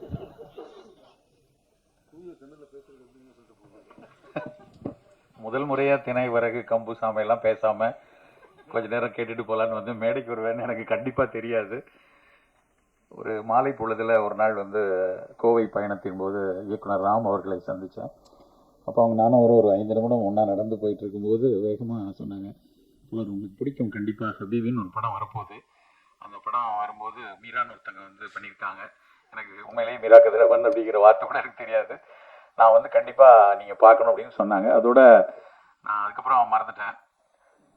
10 நாள் முன்னாடி திருநெல்வேலி போயிருந்தப்போ திருநெல்வேலியில் நான் இருந்த வீட்டுக்கு பின்னாடி முத்துராம் தேட்டரில் ராமமுத்துராம் தேட்டரில் அந்த படம் ஹபீபி போஸ்டர் பார்த்தீங்கன்னா ஐயோ ராம் சொன்ன படமாச்சு அப்படின்னு மொத்தமாக வீட்டில் எல்லாரையும் ஒரு 6 பேர் சேர்த்து கூட்டிகிட்டு படத்துக்கு போய் ஒரு செகண்ட் ஷோ போய் பார்த்தோம். உண்மையிலே மனம் அப்படி கனத்து போயிடுச்சு. படம் பார்த்து முடிச்சுட்டு 1:30 மணிக்கு வீட்டுக்கு வரும்போது அது 10:45 காட்சி, வீட்டுக்கு வரும்போதே 1:30, 1:45, 2 ஆகிடுச்சு. ஆனால் 4 மணி வரைக்கும் எனக்கு தூக்கமே வரல. 4 மணி வரைக்கும் மனசெல்லாம் அப்படி அவ்வளோ கணத்து. ஏன்னா நான் பாளையங்கோட்டைக்காரன், எனக்கு கடையநல்லூர் வாழ்க்கை தெரியும், எனக்கு காதர் மாமா உண்டு. சிவராமனாக இருந்தாலும் காதர் மாமா எங்கள் அப்பாவினுடைய நெருங்கிய நண்பர். அப்போ யூசுப்பும் சாரும் தென்னந்தோப்பு நண்பராக வரக்கூடியவர்களும் பேசிய காட்சியெல்லாம் அப்படியே என் மனசுக்குள்ளே எங்கள் அப்பாவும் காதர் மாமாவும் பேசிக்கிட்டு இருந்த மாதிரியே ஒரு உணர்வு இருந்துச்சு. பல நாள் நான் அது மாதிரி என்னுடைய நண்பர்கள்ட்ட ஏங்கிலாம் சொல்லியிருப்பேன். எனக்கு ஒரு எத்தனை இஸ்லாமிய நண்பர்கள் அங்கே இருந்தாங்க, நாங்கள் எப்படி கிளாஸில் இருந்தோம், ஆனால் இன்றைக்கி சமூகம் ஏன் இப்படி இருக்கிறது, எனக்கு கோபத்தோடு பல நேரம் பேசிக்கொண்டே இருந்ததுக்கு ஹபீபி வந்து ஒரு பெரிய விடுதலை கொடுத்துச்சு மனசில். எவ்வளவு நல்லா ஒவ்வொரு காட்சியும் ஒவ்வொரு விஷயங்களும் அவங்க கட்டமைத்திருந்தது. அதில் அந்த காஸ்டிங்காக இருக்கட்டும், அதில் ஒவ்வொரு வார்த்தைகள் நான் பல நேரம் அப்படியே யோசிச்சு பார்ப்பேன். அதுக்கப்புறம் 5-6 நாட்களாகவே ஹபீபிக்குள்ளேயே இருந்தேன். நான் மருத்துவமனையில் பேசிகிட்டு இருக்கும்போது கூட நோயர்களோடு பேசும்போது கூட ஹபீபி பார்த்தீங்களா அப்படின்னு பரிந்துரை சீட்டில் கூட அது வர ஆரம்பிச்சிருச்சு. அந்த அளவுக்கு இது சும்மா சோதனைக்காக சொல்லலை. நேற்று கூட ஒருத்தர் வந்து முகநூலில் நான் எழுதியிருக்கிறத பார்த்துட்டு சார் இன்னைக்கு சாயந்தரம் போகிறோம் அப்படின்னு சொன்னாங்க. ஏன்னா எனக்கு ரொம்ப மனசுக்கு வந்து இப்படியான படங்கள் வந்து பெரிய வெற்றியை பெறணும், உலகமே கொண்டாடணும், வசூலில் பெறணும். அந்த படத்தை தயாரித்தவங்க, விநியோகித்தவங்க அவங்களுக்குலாம் இதில் ஒரு பெரிய மகிழ்ச்சி இருக்கணும். மீரா கதிரவனுடைய பெரு உழைப்பு இதில் இருக்குன்னு தெரியும். ஆனால் இதை வந்து சமூகம் எப்படி கொண்டாட போகிறது ஒட்டுமொத்தமாக? ஏன்னா நிச்சயமா இதில் இருக்கக்கூடிய பல்வேறு கலை நுணுக்கம் அறிந்தவர்கள் எல்லாரும் கொண்டாடி தள்ளுறாங்க எல்லா இடத்துலையும். படம் பார்த்தவர்கள், முகநூலில் எழுத தெரிந்தவர்கள், முகநூலில் எழுதுறவங்க எல்லாருமே கொண்டாடி எழுதுறாங்க. ஆனால் சாமானிய மக்கள் எல்லாருமே கொண்டாடணுமேங்கிற ஒரு ஆதங்கம் தான் அந்த முதல் நாள் பார்த்துட்டு வந்தோடனே எனக்கு அப்படி தோணிட்டே இருந்துச்சு. அதில் எத்தனை காட்சிகள் ரொம்ப பிடிச்சிருந்தது. சாலியா அந்த கேரக்டரில் அவங்க பேசின விஷயங்கள், அப்புறம் அந்த நிலோஃபருங்கிறது கூட நிலவு அப்படின்னு ஒரு மொழியோட பேசுனது வந்து ரொம்ப பிடிச்சிருந்துச்சு. அப்படி நம்ம ஊர் லாங்குவேஜ்ல எல்லாம் நிலவு ஏன் சொன்ன பேச்ச கேளு அப்படிங்கிற அந்த வட்டார மொழி, அதில் இருந்த விஷயங்கள், இப்படி பல விஷயங்கள் வந்து ஒரு இஸ்லாமிய ஜானசா எப்படி இருக்குங்கிறத வந்து அழகாக பார்க்க வச்சது யூசுப்புடைய விஷயத்தையும் அப்படி ரொம்ப சொல்லிகிட்டே போகலாம். அவ்வளவு ஒரு நெகிழ்வான படம். இன்றைய திரைப்படங்கள் வந்து பல நேரங்களில் ஒரு வலியை தருகிறது. ஆனால் இப்படி ஒரு மனசுக்கு நெருக்கமாக ஒரு இதமான வாழ்வை பார்க்கணும். ஏன்னா எங்களை போன்றவர்கள் 80-90களில் வந்து திரைப்படங்கள் எங்களை பல விஷயங்களில் கட்டமைத்தது என்று தான் நான் சொல்வேன். காதலிச்சதுக்காக இருக்கட்டும், இல்லைன்னா வாழ்வில் நட்பு, பல்வேறு விஷயங்களில் சினிமா எங்களுக்கு நிறைய விஷயங்களை கொடுத்துருக்கு. ஆனால் இப்போ இருக்கிற தலைமுறைக்கு ஒன்லி வெட்டு குத்து ரத்தம் கலரி இது மட்டும்தானா அப்படின்னு ஏங்கிட்டு இருக்கிறப்ப ஹபீபி படம் வந்து இல்லை, இப்படியும் வந்து ஒரு மிகச்சிறப்பான படம் கொடுக்க முடியும்னு காமிச்சிருக்கிறது வந்து அவ்வளோ நெகிழ்ச்சியாக இருக்குது.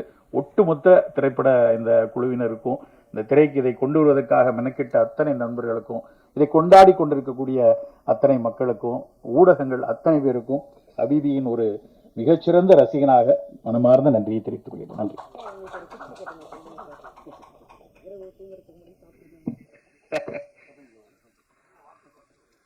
கண்டிப்பா ஹபீபிக்கு வந்து படம் பார்க்குற குழுவினருக்கு இங்க பார்த்துட்டு இருக்கவங்களுக்கு ஏதோ ஒரு டிப்ஸ் சொல்லுங்க அப்படின்னாங்க.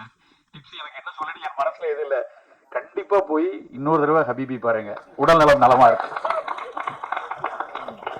Thank you sir. ஆக்சுவலி நீங்கள் வந்தோடனே சொல்லியிருந்தா ஏதாவது யோசிச்சு சொல்லியிருப்பீங்கன்னு நினைக்கிறேன். Thank you sir. அப்புறம் பொதுவாக திரைப்படங்களில் இஸ்லாமியர்கள் தாடி, குல்லா, குரான், பைஜாமா, பச்சை பாயத்து, பிரியாணி, சாம்பிராணி அப்படிங்கிற ஒரு ஸ்டீரியோ டைப் இல்லாமல் கதை சொல்லல் மூலம் ஒரு அழகான படைப்பை கொடுத்திருக்காரு. வீடுகள், உறவுகள், அன்பு, ஆசை அனைத்தும் அள்ளி உறவாகி போன ஹபீபி. இந்த படக்குழுவினரை வாழ்த்த உள்ளூர் வாழ்வியலை உலக சினிமாக்கள் போற்றும்படி கதை சொன்ன டானாக்காரன் சிறை தமிழ் அவர்களை பேச அழைக்கிறோம்.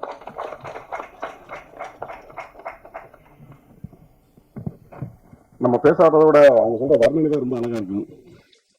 அதுக்காக எல்லாருக்கும் வணக்கம். முதல்ல நான் மீராகரன் சார் மன்னிப்பு கேட்டுக்கணும். ஏன்னா ஹபீபியில் ரொம்ப லேட்டாக வந்து ஜாயின் பண்ணிட்டேன். சிறையோட ப்ரொமோஷன் போயிட்டு இருக்கும்போது முத்துக்காமி சேர்ந்ததுனால எனக்கு கூப்பிட்டு சொன்னார், தம்பி நீ ஹபீபின்னு ஒரு படம் பார்க்க வேண்டாம் அப்படின்னு சொல்லி. ஆனால் அந்த நேரத்தில் நான் முன்னாலே இந்த படம் பார்த்துருக்கணும். அதுக்கப்புறம் இப்போ தான் தேட்டரில் வந்ததுக்கப்புறம் பார்த்தேன். ரொம்ப சந்தோஷமாகவும் ரொம்ப மகிழ்ச்சியாகவும் இருந்துச்சு. மீராகரன் வந்து ஒரு கேட்டை இப்போ தமிழ் சினிமாவில் திறந்து விட்டுருக்காரு. 100 வருஷம் இருக்கு அந்த கேட்டை வந்து திறக்கிறதுக்கு. ஏன்னா வெறும் கான்கள் மட்டுமே வந்த தமிழ் சினிமாவில் இன்னைக்கு வந்து யூசுப் அபுதாய் அப்படின்னு சொல்லி ஒரு முழு நீள இஸ்லாமியர்கள் படம் வர்றதுக்கு தமிழ் சினிமாவில் 100 வருஷம் ஆயிருக்கு. இந்த 100 வருஷத்துக்கு அப்புறம் நல்ல படம் வந்து முதல் முறையாக வந்திருக்க போகுது. இதை படம் அப்படின்னு சொல்றதை விட ஒரு வாழ்க்கை அப்படின்னு சொல்லலாம். நிறைய ஈரானிய படங்கள் பார்த்து பார்த்து பழகின நமக்கு தமிழில் இப்படி ஒரு படம் வர்றது வந்து ரொம்ப மகிழ்ச்சியாகவும் ரொம்ப சந்தோஷமாகவும் இருந்துச்சு. ஒரு இடத்துல கூட ஒரு புனைவோ அதுவோ இல்லாமல் அந்த மாதிரி ஒரு கதை எடுக்கிறதுக்கு மிகப்பெரிய தைரியம் வேணும். இன்னைக்கு சினிமாவில் நம்ம பார்க்குறோம்ல, ஒரு பெரிய தைரியம் வேணும் இந்த மாதிரி ஒரு படம் எடுக்கிறதுக்கு. ஏன்னா அந்த படம் எடுத்ததுக்கப்புறம் வர பிரச்சனைகள் எல்லாமே அண்ணனுக்கு தெரியாமல் தான் இல்லை. ஏன்னா அவரும் சினிமாவில் தான் இருக்காரு, அவரும் சினிமாவில் தான் பயணிக்கிறாரு. அதனால ஒரு மிகப்பெரிய தைரியத்துக்கு முதல்ல என்னோட பாராட்டுகள். இந்த படத்தில் நடித்த எல்லாருமே நடிக்கவே இல்லை, எல்லாருமே வாழ்ந்துருக்காங்க அப்படிங்கிற மாதிரி தான் எனக்கு தோணுச்சு. ரொம்ப மனநிறைவோடு இந்த படத்தை பார்த்துட்டு வெளியில் வந்தோம். தமிழ் சினிமாவில் ரொம்ப நீண்ட தம்பி சொன்ன மாதிரி ஒரு இறைச்சலுக்கு மத்தியில் எங்கள் அண்ணன் யுகபாரதி எழுதுகிற கவிதை மாதிரி இருந்துச்சு இந்த படம். ரொம்ப அருமையான படம். கண்டிப்பாக இந்த படம் வந்து ஒரு வெற்றி படமாக மாறணும். மலையாள படங்கள் வந்து இந்த மாதிரி வரும்போது நமக்கு ஒரு இஸ்லாமிய வாழ்க்கையை சொல்லி ஒரு படம் வரலையான்னு நமக்கு அந்த வாழ்க்கை தெரியாது. தெரிஞ்ச அளவில் நம்ம ஒன்று பண்ணியிருக்கோம். ஆனால் ஒரு வாழ்க்கையை தெரிந்தவர் வந்து பண்ணும்போது அது ரொம்ப அழகாகவும் ரொம்ப சிறப்பாகவும் இருந்துச்சு. இந்த படத்தை வெற்றி பெற வைக்கணும். அதுக்கு எல்லாரும் இந்த படம் பார்க்கணும். நன்றி, வணக்கம். நன்றி சார். அடுத்த போலீஸ் கதையை உங்கள்கிட்ட எதிர்பார்க்கிறோம். அடுத்ததாக நான் பேச அழைக்கிறோம். தமிழ் திரையுலகில் தனக்கு பிடித்த எல்லாருக்கும் பிடித்த கதையை படமாக்கும் எழுத்தாளர், ஊடகத்துறையிலிருந்து ஊர்மெச்சும் இயக்குனரான ராஜு முருகன் அவர்களை பேச அழைக்கிறோம்.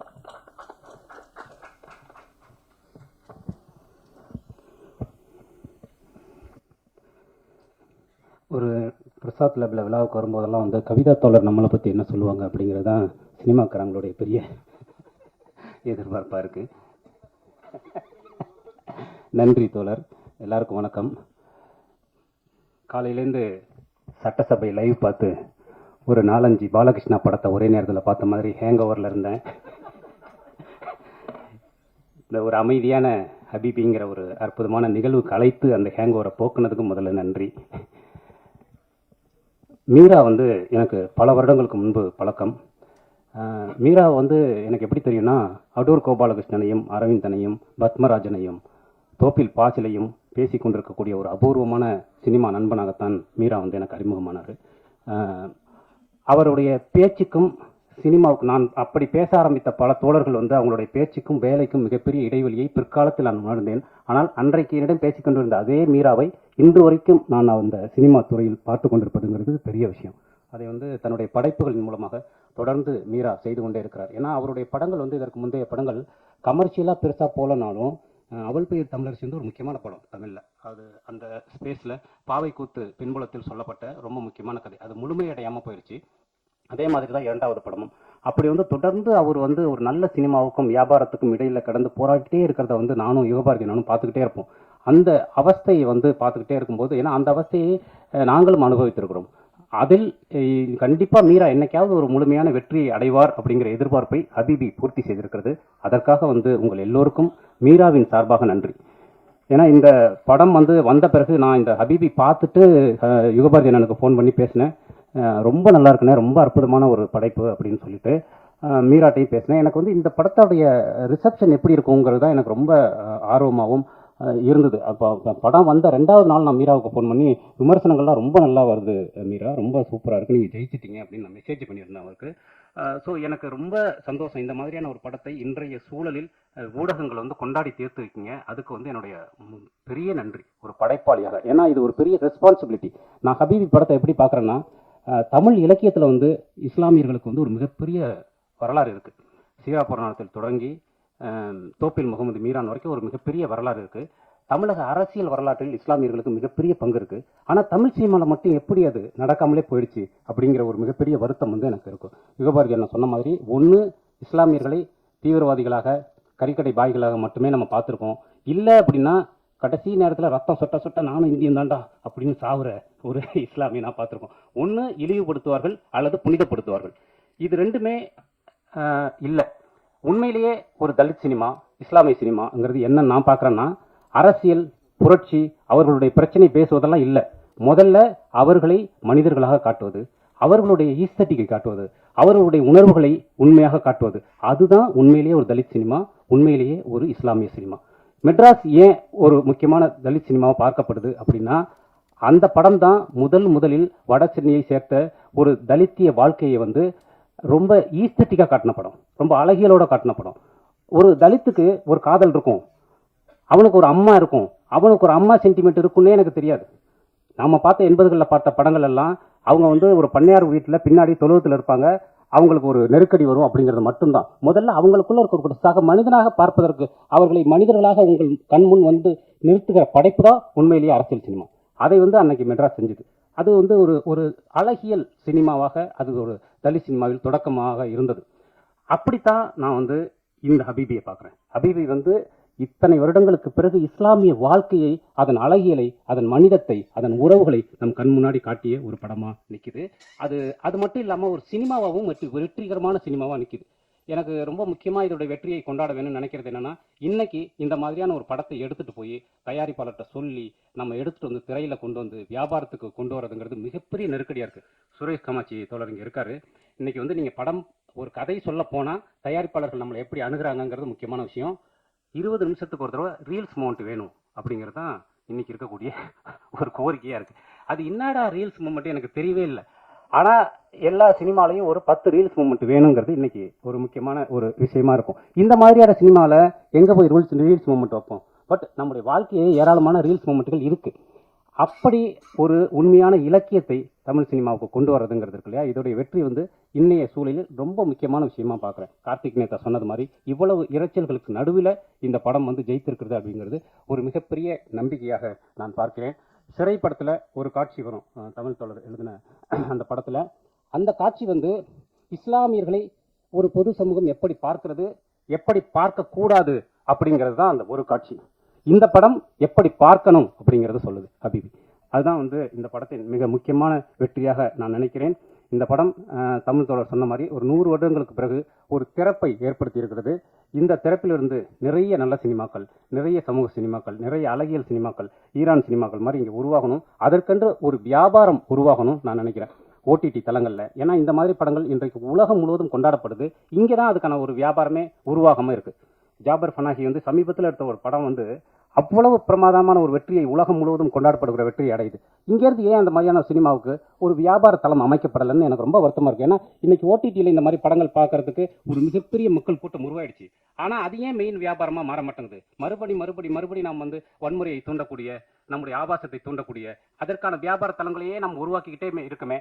அது ஏன்னா தொடர்ந்து முதலாளிகள் இதை செய்து கொண்டிருக்கிறார்கள். மக்களுக்கும் முதலாளிகளுக்குமே ஒரு பெரிய கேப் இருக்கு. முதலாளிகள் உருவாக்கக்கூடிய சந்தையில் எந்த பொருள் விற்கிறதோ அதன் பின்னாலேயே நாம் ஓடக்கூடியவர்களாக நம்மை மாற்றி வைத்திருக்கிறார்கள். அதை உடைத்து இந்த மாதிரியான படங்களுக்கு ஒரு மிகப்பெரிய வியாபார தளம் உருவாகணும்னு நான் கேட்டுக்கிறேன். அதையும் இந்த ஹபீபி மாதிரியான படைப்புகள் தொடர்ந்து செய்யும் நினைக்கிறேன். மீரா தோழர், நீங்க வெற்றி பெற்று விட்டீர்கள். சாதாரணமான சினிமா வெற்றி அல்ல இது, இது ஒரு வரலாற்று வெற்றி. இந்த படத்துல ரொம்ப முக்கியமா பேச வேண்டிய இன்னொரு நபர் வந்து கஸ்தூரி ராஜா சார். ரொம்ப அபாரமான ஒரு நடிப்பு சார். ஏன்னா வந்து இந்த படத்தில் நான் வந்து திருவாரூர் மாவட்டத்தில், என்னுடைய ஊர் வந்து சரிபாதி இஸ்லாமியர்கள் கொண்ட ஒரு ஊர். அதனால் இஸ்லாமியர்களின் வாழ்க்கையை என்னுடைய தோழர்கள் நிறைய பேர் இஸ்லாமியர்கள், அதை நான் தொடர்ந்து பார்த்தேன். அப்படி வந்து ஒரு உண்மையிலேயே ஒரு இஸ்லாமிய தந்தையை பார்த்ததை போலவே இருந்தது. உங்களை பார்க்கும்போது ரொம்ப ஆச்சரியமான ஒரு உருமாற்றம். Thank you sir. அது இந்த மாதிரியான ஒரு படைப்பில் அவர் சொன்னார் என்கிட்ட, கஸ்தூரி ராஜா சார் வந்து அவ்வளோ அர்ப்பணிப்போடு வந்து இருந்தார் அப்படின்னு சொல்லிட்டு. உங்களுக்கும் இந்த படத்தில் நடித்த அத்தனை பேருமே அற்புதமான பங்களிப்பை செய்திருந்தீர்கள். அதனால் Meera, love you, thank you so much. இது மாதிரி நிறைய படைப்புகள் கொடுங்க. நன்றி. தேங்க்யூ சார், நன்றி. அடுத்ததாக நாம் பேச அழைக்கிறோம். நாம் இந்த சமூகத்தில் என்னவாக இருக்கிறோம், நமக்கான இடம் என்ன, நமக்கான அந்தஸ்து என்ன என்ற கேள்வியை இஸ்லாமியர்கள் மனதில் ஆழமாக விதைத்துள்ளது ஹபீபி. இந்த சமூகத்தில் தங்களுக்கான குரலாக, அடையாளமாக, புது அங்கீகாரமாக உள்ள ஹபீபி படக்குழுவை வாழ்த்து வந்திருக்கும் மக்களின் குரலாக ஒலிக்கும் சுரேஷ் காமாட்சி அவர்களை பேச அழைக்கிறோம்.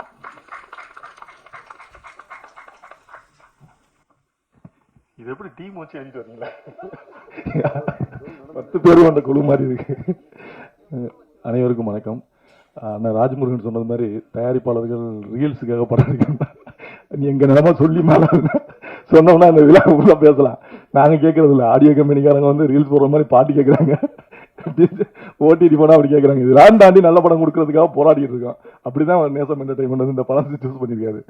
ஹபீபை பற்றி பேசுவோம். ஹபீபி வந்து இந்த படம் நான் முதல்ல எனக்கு ரஸ்ல தான் காமிச்சாரு மீரா. நான் ரஸ்ல பார்த்தோன்னே சொன்னேன், மீரா எனக்கு வந்து ஏன்னா ஃபர்ஸ்ட் பிரமிப்பை பார்த்தது நான் கஸ்தூரி ராஜா சார். ஏன்னா அவர் ஒரு இயக்குனராக தெரியும்.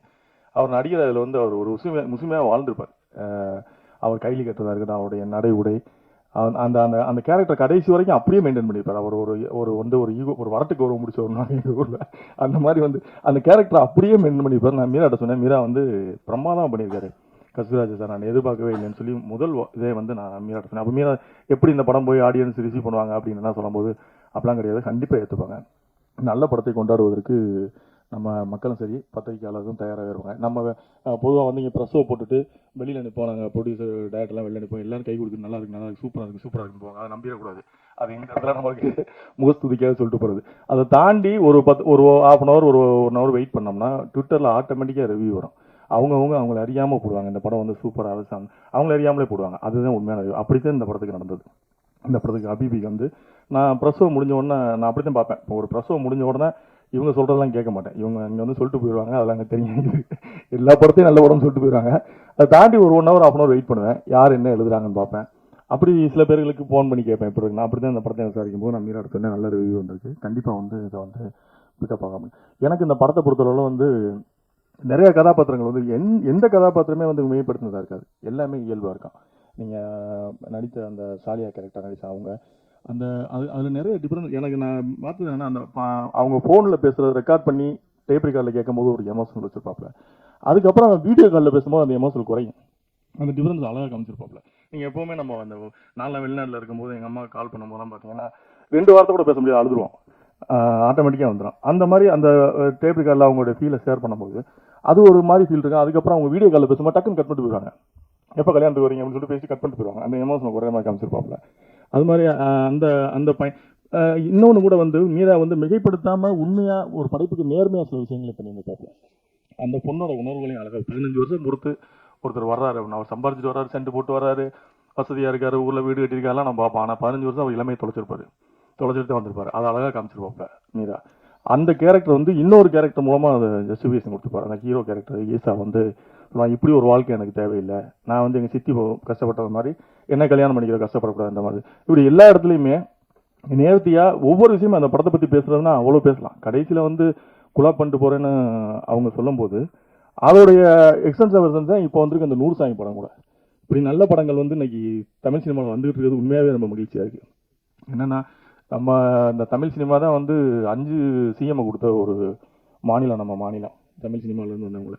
அப்போ மக்கள் வந்து நம்ம மேலே அந்த சினிமாவையும் நம்மளையும் எவ்வளோ நேசிக்கிறாங்கன்றத நம்ம புரிஞ்சுக்க வேண்டியிருக்கு. அப்போ இப்போ டைரக்டர்ஸ்களுக்கு வந்து டைரக்டராக இருக்கட்டும், ப்ரொடியூசர் எல்லாருக்குமே வந்து ஒரு ரெஸ்பான்சிபிலிட்டி இருக்குது இந்த சினிமாவில். அப்படி ரெஸ்பான்சிபிலிட்டியாக படம் எடுக்கிறவங்க தான் இப்போ இங்கே கூப்பிட்டுருக்க ராசிமுருகனாக இருக்கட்டும், தமிழ் அவர்களாக இருக்கட்டும், எல்லாருமே சோசியல் ரெஸ்பான்சிபிலிட்டியோட நீங்கள் அப்படி தான் பண்ணணும்னு நினைக்கிறேன். ஏன்னா ஒரு படைப்புக்கு நேர்மையாக இருக்கணும். அப்படிதான் மீராவும் பண்ணியிருக்காரு. அது ஓடலை, நம்மளை நம்புற மக்களுக்கு நம்ம நேர்மையாக இருக்கணும். ஒரு நேர்மையான எனக்கு கமர்ஷியல் படம் பண்ணுறது ரொம்ப ஈஸி. ஒரு 4 ஃபைட் வச்சிடலாம், ஒரு 3 சாங் வச்சிடலாம், ஈஸியாக பண்ணிடலாம். இந்த மாதிரி வாழ்வியலாக ஒரு படம் பண்ணுறதுன்றது ரொம்ப கஷ்டம். ஒவ்வொரு கதாபாத்திரத்துக்கும் ஒரு மேனரிசம் கொடுத்து பண்ணுறதுன்றது ரொம்ப கஷ்டம்.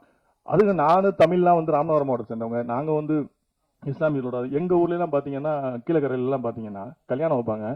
காலையில் 3 பேர் கல்யாணம் பண்ணுவாங்க, பொண்ணு மாப்பிள்ளை 2 ஊழலாக தான் இருக்காங்க. சாயந்தரம் 3 கல்யாணம் இருக்கும். காலையில் அந்த 3 கல்யாணத்துக்கு 5000 பேருக்கு சாப்பாடு போடுவாங்க. சாயந்தரம் 3 கல்யாணம், அது 5000 பேர் டின்னர் போகும். 5000 பேருக்கு அந்த ஊரில் உள்ள எல்லாருக்கும் சோறு போடுவாங்க. அப்படி வந்து அந்த டிசம்பர் பூரா பார்த்தீங்கன்னா யார் வீட்லையும் சமைக்க மாட்டாங்க, அந்த ஊரே சமைக்காது, எல்லாரும் வந்து அந்த அப்படி உள்ள ஒரு சமூகத்தை வந்து நம்ம வந்து எப்படி தீவிரவாதிகளா இது சித்தரிச்சாங்க. ஏன்னா நம்ம எல்லாருமே தமிழர்கள் தான், ஒவ்வொருத்தரும் ஒரு மார்க்கத்தை எடுத்துக்கிட்டோம். இந்த படத்தை கூட நம்ம இஸ்லாமிய படமா பார்க்க வேண்டியது.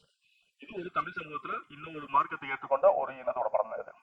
அப்படித்தான் நம்ம பார்க்கணும், இது இஸ்லாமிய படம் அப்படிலாம் பார்க்க வேண்டியது இல்லைன்னு நினைக்கிறேன். அப்படி வந்து நம்மள்ட்ட அன்பை பரிமாறிக்கொண்ட இஸ்லாமியர்கள் வந்து தீவிரவாதியாக காமிச்சது வந்து நம்ம தமிழ் சினிமா கடந்த 50 வருஷமா செஞ்ச ஒரு பெரிய துரோகம் தான் அது. எல்லாத்துலேயும் வந்து ஒன்று அவங்கள வந்து தீவிரவாதியாக கட்டும், இல்லை சாம்பிராணி புகை போடுறேன், இல்லை கறிக்கடை பாய், ஒரு 4-5 ஐடென்டிஃபிகேஷன் வச்சிருப்போம். நீங்கள் வந்து நம்ம பசங்கள்கிட்ட ஸ்கூலில் படிக்கிற நீங்கள் பசங்கள்கிட்ட தீவிரவாதினா எப்படி இருப்பான் அப்படின்னு கேட்டிங்கன்னா ஒரு தாடி வச்சு ஒரு குள்ளா வச்சு வரைஞ்சி காட்டும். அப்படி தான் நம்ம வந்து பொது புத்தியில் கொண்டு போய் வச்சிட்டோம். அதுக்கு மிகப்பெரிய பங்கு வந்து இந்த சினிமாவுக்கு வந்து உண்டு. அவங்க பண்ண வேலை தான் அது. இது தெரிஞ்சு பண்ணாங்களா தெரியாமல் பண்ணாங்களான்னு அந்த துரோகத்தை செஞ்சதுக்காவது இந்த படத்தை, இந்த மாதிரி படங்களை வந்து நம்ம வெற்றி பெற செய்யணும். இத்தனை வருஷமா 50 வருஷம் நம்ம பண்ணது பக்கத்து நம்ம சமீப காலமா நம்ம கண்ணுக்கு நேரம் நிகழ்ந்தது. இலங்கையில் வந்து 2009 நடந்த இனப்படுகொலை. ஒரு உரிமைக்காக போராடப்பட்ட ஒரு இனம் ஒரு மதத்தால் வந்து அழிக்கப்படுது. அவங்க பௌத்த மதத்தை இவ்வளவுங்க அன்பை போதித்த புத்தர், ஆசையை துன்பத்துக்கு காரணம் சொன்ன புத்தர் மதத்தை பௌத்த மதத்தை தழுவியவங்கள கொன்னாங்க. யாராவது ஒரு படத்துல பௌத்தர்கள் வந்து தீவிரவாதிகள் நம்ம காமிச்சிருக்கோமா? எந்த படத்துலையும் நம்ம தமிழ் சினிமா காமிச்சது கிடையாது. ஆனால் இஸ்லாமியர்கள் நம்ம தொடர்ந்து காமிச்சிட்டு இருக்கோம். இஸ்லாமியர்கள் நம்ம என்ன நினைக்கிறோம்னா எல்லாரும் பாகிஸ்தானில் உள்ள இஸ்லாமியர்கள் இங்கே உள்ள இஸ்லாமிய இல்லை, எல்லாம் கன்வெர்ட் ஆனவங்க, நம்மளிருந்து போனவங்க. ஸோ அதை வந்து அந்த ஒரு பெரிய இதை வந்து உடைச்சிருக்காரு மீரான்னு சொன்னேன். அதுக்கு மீராவுக்கு வந்து ஒட்டுமொத்த சமூகமே வந்து நன்றி கடன்பட்டிருக்கு. நிறைய விமர்சனங்களையும் நான் பார்த்துருக்கேன். அதில் வந்து அது சரியில்லை இது சரியில்லை அதெல்லாம் ஒன்றும் கிடையாது. நீங்கள் ஆறாம்ன்றதை விட்டு வெளியே வாங்க, படம் பார்ப்பது ஆறாம்ன்றதை விட்டு வெளியே வாங்க. நீங்கள் எதை ஒதுக்கி வச்சிங்களோ அதுதான் அடுத்த ஆயுதமாக பயன்படுத்தி உங்களுக்கு குற்ற சமூகமாக கொண்டு வந்து நிப்பாட்டிட்டான். நீங்கள் என்ன எதை நீங்கள் வேணான்னு சொல்லி ஒதுக்கி வச்சிங்களோ அதே ஆயுதமாக பயன்படுத்திக்கிறேன், அவ்வளோதான். நம்ம ஒரு நாட்டில் வசிக்கிறோம்னா நம்ம அந்த நாட்டோட இறையாண்மைக்கு கட்டுப்பட்டு போகலாம். அது அந்த நாட்டோட நம்ம அதெல்லாம் தாண்டி நம்மளை வந்து தொடர்ந்து வந்து ஒரு குற்றவாளி இவங்க வந்து இவங்க தான் தீவிர நம்ம இஸ்லாமியா இருந்து பார்க்கும்போது அந்த வழி தெரியும். வந்து ஒரு நண்பரோட ஒரு படம் பார்க்க போகிறேன், படம் பேரை சொல்ல விரும்பல. அவர் என் கூட வந்து படம் பிரிவு பார்த்துக்கிட்டு இருக்கேன், பாதியில் வந்து ஜாயின் பண்ணுறாரு. ஜாயின் பண்ணி பார்ப்போம் அந்த படத்துலையும் இஸ்லாமியர்கள் பேரா அப்படி தீவிரவாதி லிஸ்ட் பார்க்க சமயத்தில் ஒரு 1 year பேக் அவரை டக்குன்னு நினைச்சு போயிட்டார், இன்னும் திருந்தலையா அப்படின்னு நினைச்சு போயிட்டார். அப்போ என்னன்னா அவங்க இஸ்லாமியர் வந்து அந்த படத்தை பார்க்கும்போது தொடர்ந்து நம்மளை எப்படி தீவிரவாதிகளை காமிச்சிட்டு இருக்காங்களா, அது இஸ்லாமியராக இருந்து பார்க்கும்போது தான் அந்த வழி தெரியும். அதை உடைச்சதுக்கு வந்து உண்மையாகவே மீராவுக்கு வந்து நான் உட்பட எல்லாருமே வந்து நன்றி கடன் பட்டிருக்கான். ஏன்னா வந்து அவர்கள் வேறு இல்லை, நம்ம வேற இல்லை, நம்ம எல்லாருமே வந்து ஒரு இனம் சார்ந்தவர்கள். நான் வெளிநாடுகள்லாம் பார்த்துருக்கேன், இஸ்லாம் எங்கள் வழி, இன்ப தமிழ் எங்கள் மொழின்னு முழக்கம் வைப்பாங்க. அவ்வளோ நம்ம கூட ஒன்றின் ஒன்றாக இணைந்திருக்கவங்களை வந்து நம்ம வந்து அப்படி பிரித்து பார்க்க வேண்டிய அவசியம் இல்லைன்னு எனக்கு தோணுது. இந்த படம் வந்து நம்மளால் கொண்டாடப்பட்டிருக்கு. பத்திரிகையாளர்கள் நீங்கள் வெகுவாக இந்த படத்துக்கு சப்போர்ட் பண்ணியிருக்கீங்க, நல்ல படங்களை நீங்கள் எப்போதுமே ஆதரிக்கிறீங்க. இந்த படத்துக்கு அப்படி தான் நிறைய ஆர்கானிக்காக வந்து நிறைய சோசியல் மீடியாவில் நிறைய அது ரொம்ப பிடிச்சிருந்தது. நான் சல்லீர்கள் படத்துக்கு அப்படி தான் பார்த்தேன், நிறைய பேர் சோசியல் மீடியாவில் எழுதினாங்க. அது மாதிரி இந்த படத்துக்கு வந்து நம்ம இப்போ ஃபேஸ்புக்கை ஓப்பன் பண்ணால் ட்விட்டர் ஓப்பன் பண்ணால் ஹபீபி தான் வருது, ஹபீபியை பற்றி எழுதுறாங்க. நேற்று கூட பார்த்தேன் புக் மை ஷோவில் வந்து சென்னையில் வந்து 3 தேட்டர் தான் இருந்தது, இன்னைக்கு பார்த்தா கிட்டத்தட்ட ஒரு 20-30 தேட்டர் எக்ஸ்டன் ஆயிருக்கு. ஸோ இது மீராவுக்கு வந்து மிகப்பெரிய வெற்றி படம். மீராவுடைய கனவு நினைவாக இருக்குன்னு சொல்லலாம். ஏன்னா வந்து மீரா வந்து இந்த படத்துக்காக எவ்வளோ போராடினாப்லேன்னு நமக்கு தெரியும். இதெல்லாம் தாண்டி நம்ம ரொம்ப பாராட்டப்படக்கூடியவர் வந்து நேசம் என்டர்டைன்மெண்ட் அந்த இப்ராஹிம். ஏன்னா இப்படி ஒரு கதையை எடுத்துட்டு ஒரு 4-5 வருஷமா வந்து அவர் வெயிட் பண்ணிட்டு இருக்காரு அப்படின்றதே வந்து என்ன சொன்ன மாதிரி ரீல்ஸுக்கு படம் எடுக்காம அவர் அந்த கதையை கேட்டு அவர் ஒத்துக்கிட்டதுக்கு வந்து உண்மையாகவே அவருக்கு நன்றி சொல்லலாம். அதை தாண்டி இந்த படத்தை ரிலீஸ் பண்ணுறதுக்கு ஜிகே கருப்புசாமி அவர் அந்த படம் பார்த்த உடனே இந்த படம் வந்து நான் ரிலீஸ் பண்ணுறேன்னு சொல்லிட்டு ராகுலோட துணையோட இந்த படத்தை ரிலீஸ் பண்ண முடியாது. அவருடைய ஏற்கனவே ஒரு படம் பறந்து போன் பண்ணார், அதுவும் வெற்றி படம்.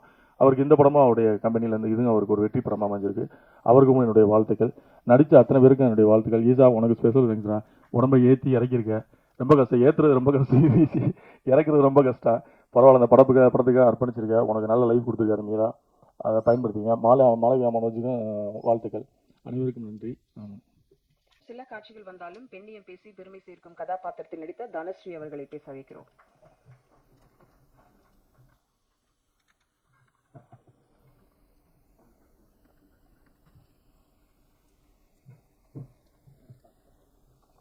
Respected director sir, each producers, my co-artists, assistants, associates, makeup artists. Sir, this is the time to remember everyone together. எல்லார்கிட்டையும் கால் பண்ணி தேங்க்ஸ் சொல்ல முடியாதுல்ல. So Kasuraja sir, each one, like I'm so happy to see everyone together because shoot அன்னைக்கு பார்த்தப்போ only few artists கூட தான் எனக்கு combination scenes இருந்துச்சு. But the true magic I saw it on the screen. Thank you sir for that. And எனக்கு இப்போ when I came and chat எனக்கு ஞாபகம் வந்து first day when I was speaking to Meera sir and then the next shot is like sitting here for the success meet, which is really blessing from the God. Thank you so much. Thank you everyone. Thank you. நன்றி. அடுத்ததாக நாம் பேச அழைக்கிறோம். குடும்பங்கள் மரத்தின் இலைகள் போன்றவை. வெவ்வேறு திசைகளில் வளர்ந்தாலும் வேர்கள் ஒன்றாகவே இருக்கும். அப்படி வேரை உருவாக்கியவர்களும் உருவாக்குபவர்களும் யூசுப் குடும்பம் போல நெசுவை நெஞ்சில் நிறுத்தி நேசத்தை காட்டியவர். படத்தில் துளியும் நடிப்பு இன்றி இயல்பாய் நின்றவர், வென்றவர். இரு மகன்களை அடுத்து பேரன்கள் காலத்திலும் பெரும் நடிகராக பேசப்படும் மக்கள் படைப்பாளி, இயக்குனர், நடிகர், எழுத்தாளர் கஸ்தூரி ராஜா அவர்களை பேச வைக்கிறேன்.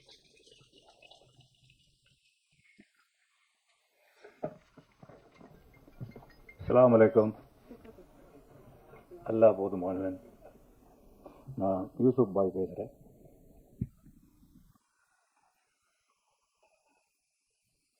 இன்னைக்கு ரொம்ப கன்ஃபியூஷனாக இருக்கேன். நான் நன்றி சொல்கிற விழா அப்படின்னு டைரக்டர் சொன்னார். அப்படின்னா முதல்ல நான் யாருக்கு நன்றி சொல்லணும்னா, இங்கே உட்காந்ததுக்கப்புறம் ஒரு 4 ஃபோன் கால் வந்தது. பொதுவாக எனக்கு வராது, அதனால் தைரியமாக ஃபோன் வச்சுப்பேன். 3 ஃபோன் காலை எடுத்து கட் பண்ணிட்டேன். 4வது ஃபோன் காலை எடுத்தேன், எனக்கு பயமாயிருச்சு. அதை கட் பண்ண முடியல, தைரியம் இல்லை. அது பார்த்தா விஜயலட்சுமியோட கால். சரி, வேறு வழியில்ன்ட்டு ஸ்டேஜில் இருக்கேன். ஸ்டேஜில் இருந்தால் அவ்வளோதான். அவங்களுக்கு தான் நான் முதல் நன்றி சொல்லணும்னு நினைக்கிறேன். ஏன்னா மீரா இல்லை, இது முதல் நன்றின்னு சொல்ல முடியாது, அவங்களுக்கும் நன்றி சொல்லணும். முதல் நன்றி நிறைய பேருக்கு சொல்ல வேண்டியது இருக்கு.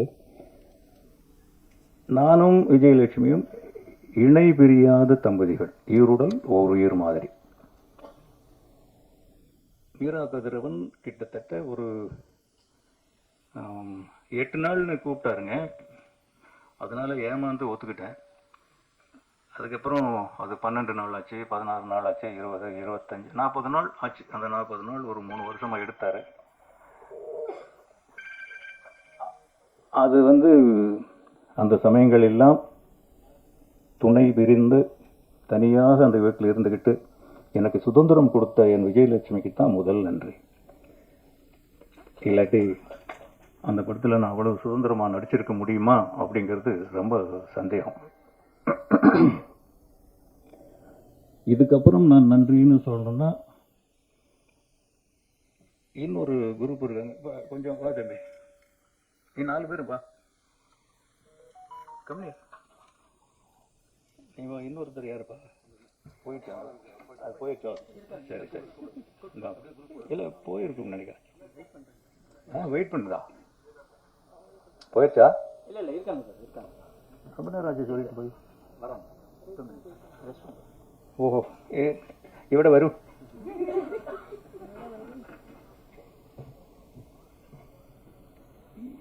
இதில் நன்றி சொல்லணும்னா, இன்னொருத்தன் ஒரு சின்ன பையன் இருந்தான், கீழே போயிட்டானா? இவங்களுக்கு தாங்க நான் நன்றி சொல்லணும். ஏன்னா இந்த படம் ஒரு ரன்னிங் ரேஸ். இவங்கெல்லாம் எவ்வளவோ எனர்ஜியை தேக்கி வச்சுக்கிட்டு முதல் படம்ங்கிறதுனால ஒரு ஆவேசமாக வந்திருக்காங்க.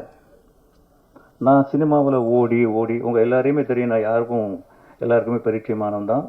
ஓடி டயர்டாகி களைச்சு அந்த நேரத்தில் அவர் என்னைய தட்டி எழுப்பி கூட்டிகிட்டு வந்து நடிங்கன்னு சொல்லி இவங்ககிட்ட கொண்டு வந்து விட்டுட்டார்.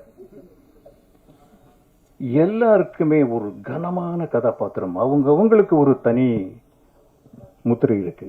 அதை அவங்க அவ்வளவு நல்லா பண்ணுறாங்க. இந்த ரன்னிங் ரேஸில் இவங்கெல்லாம் கொஞ்சம் மனசு வைக்கலன்னா என்னால் ஓடி ஜெயிச்சிருக்க முடியாது. பாவம், ஒரு சீனியர் டைரக்டர் ஜெயிச்சுட்டு போகட்டும் அப்படின்னு என்னை கொஞ்சம் விட்டுட்டாங்க. யாரை குறை சொல்ல முடியும்? அந்த பொண்ணு கேசட்லேயே பேசி பேர் வாங்கிட்டு போயிடுச்சு.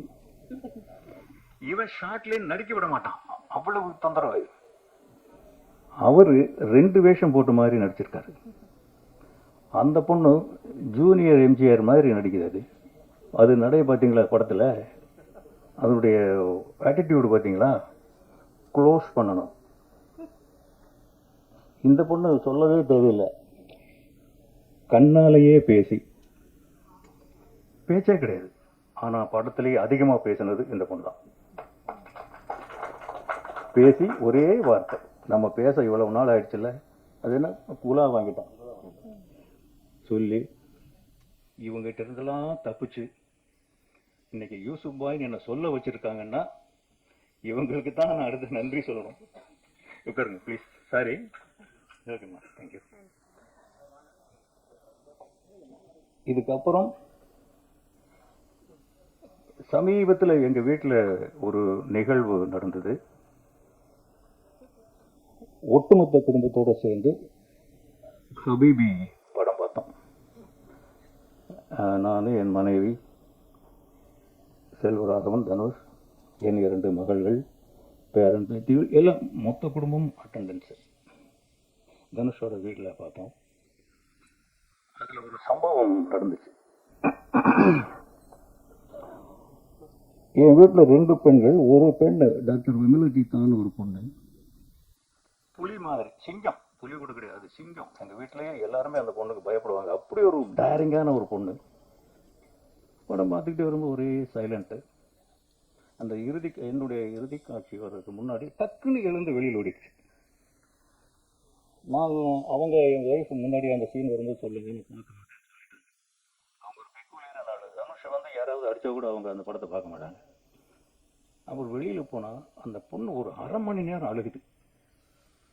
ஏம்மா என்ன அழுகிற? இல்லை டாடி, எதுக்கு இப்படியெல்லாம் போய் நடிக்கிறீங்க? இது எனக்கே ஒரு புது விதமான அனுபவமாக இருக்கு. என்னடா இந்த பொண்ணு அழுகுதே, அது அயன் லேடிங்க, அது அவங்க தான் பபிஷோட அம்மா.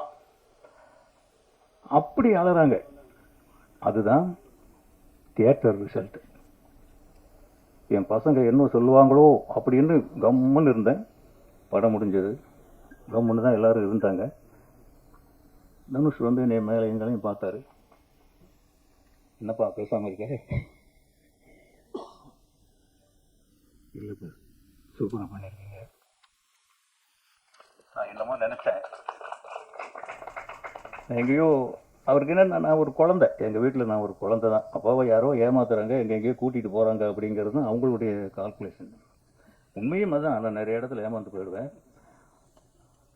அப்படிதான் நீங்கள் ஏமாந்துருவீங்க, ஏதோ ஒன்று பண்ணியிருப்பீங்கன்னு நினச்சேன்ப்பா. கௌரவமான, எனக்கு கௌரவமான ஒரு படத்தில் நீங்கள் நடிச்சிருக்கீங்க.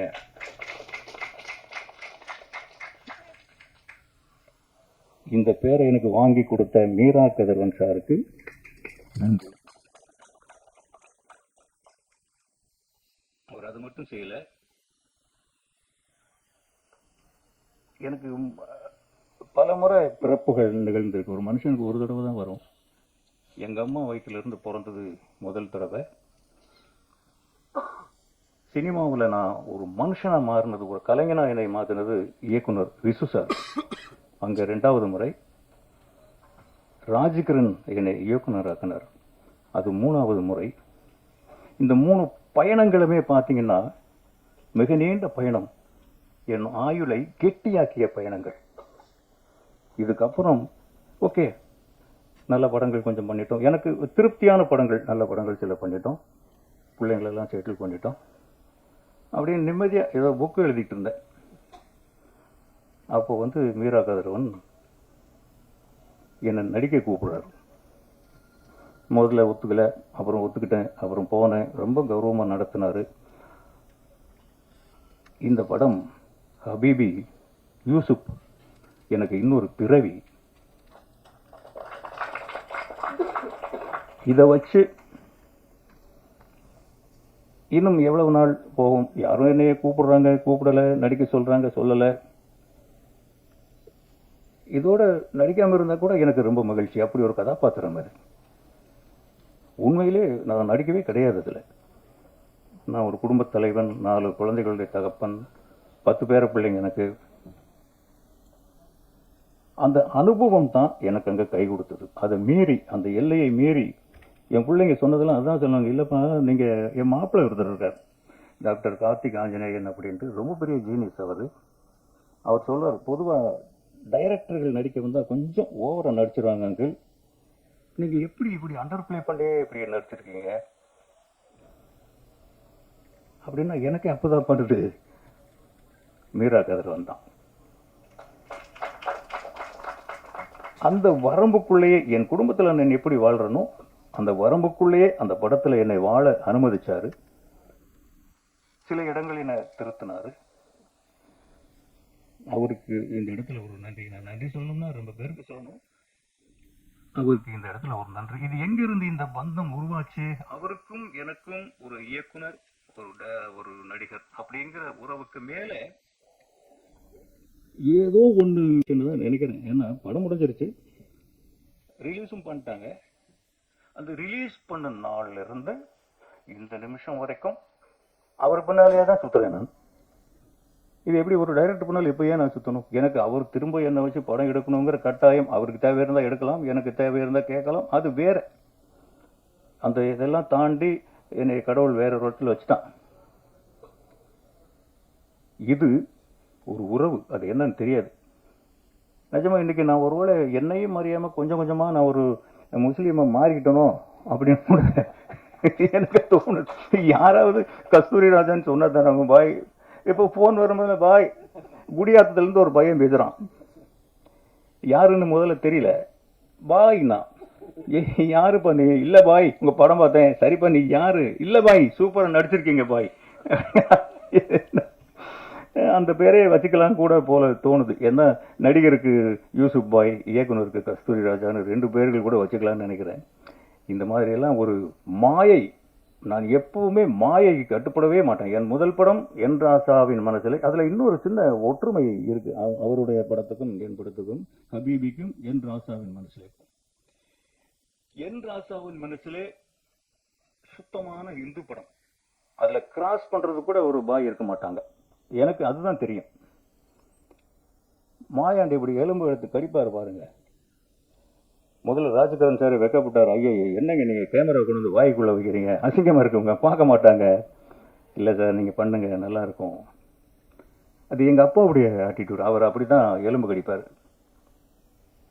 அதுக்கப்புறம் அந்த மீனா திருந்தினதுக்கு அப்புறம் எலும்பு அப்படி அள்ளி போட்டு சமைக்கும். ஒரு இந்து படம் அப்படி எடுத்தேன். ஆனா நம்ம இஸ்லாமியர்கள்னா கசப்பு கடை, கறியில் ஸ்பெஷலிஸ்ட், பிரியாணி. இப்போ கூட அவங்க பிரியாணி தான் அனுப்புறாங்க, அது மறுக்க முடியாது. அதுல எந்த இடத்துலையுமே ஒரு மட்டன் சாப்பிடுற மாதிரி கூட சீன் இல்லை. என்ன ஊற்றுமங்க எங்க 2 பேருக்குள்ள? நான் ஒரு கரடு முரடான படம் ஒன்று எடுக்கிறேன். அவர் வந்து ஒரு மல்லிகை பூ மாதிரி ஒரு படம், அது முஸ்லீம் படம் எடுக்கிறார். இதுதான் அவருக்கும் எனக்கும் ஒரு உறவை வளர்த்திருக்குன்னு நான் நினைக்கிறேன். இது நன்றி சொல்ற விழான்னு சொல்லிட்டாங்க. நிறைய பேருக்கு சொல்லணும். நேசம் என்டர்டைன்மெண்ட், அவங்களும் ப்ரொடியூசர்னு சொல்லுவாங்க அவர். ஆனால் எனக்கு அவர் பியூன் மாதிரி தான். நான் திரும்புகிற இடத்துல எல்லாம் அப்படி சார் சார் அவர் ஃபோனில் பேசும்போது ஒரு குழந்தை மாதிரி. மீரா கதிரவன்கிற இயக்குனருக்கு பின்னாடி இந்த படம் உருவாகிறதுக்கு காரணமாக இருந்த அத்தனை பேருக்கும்,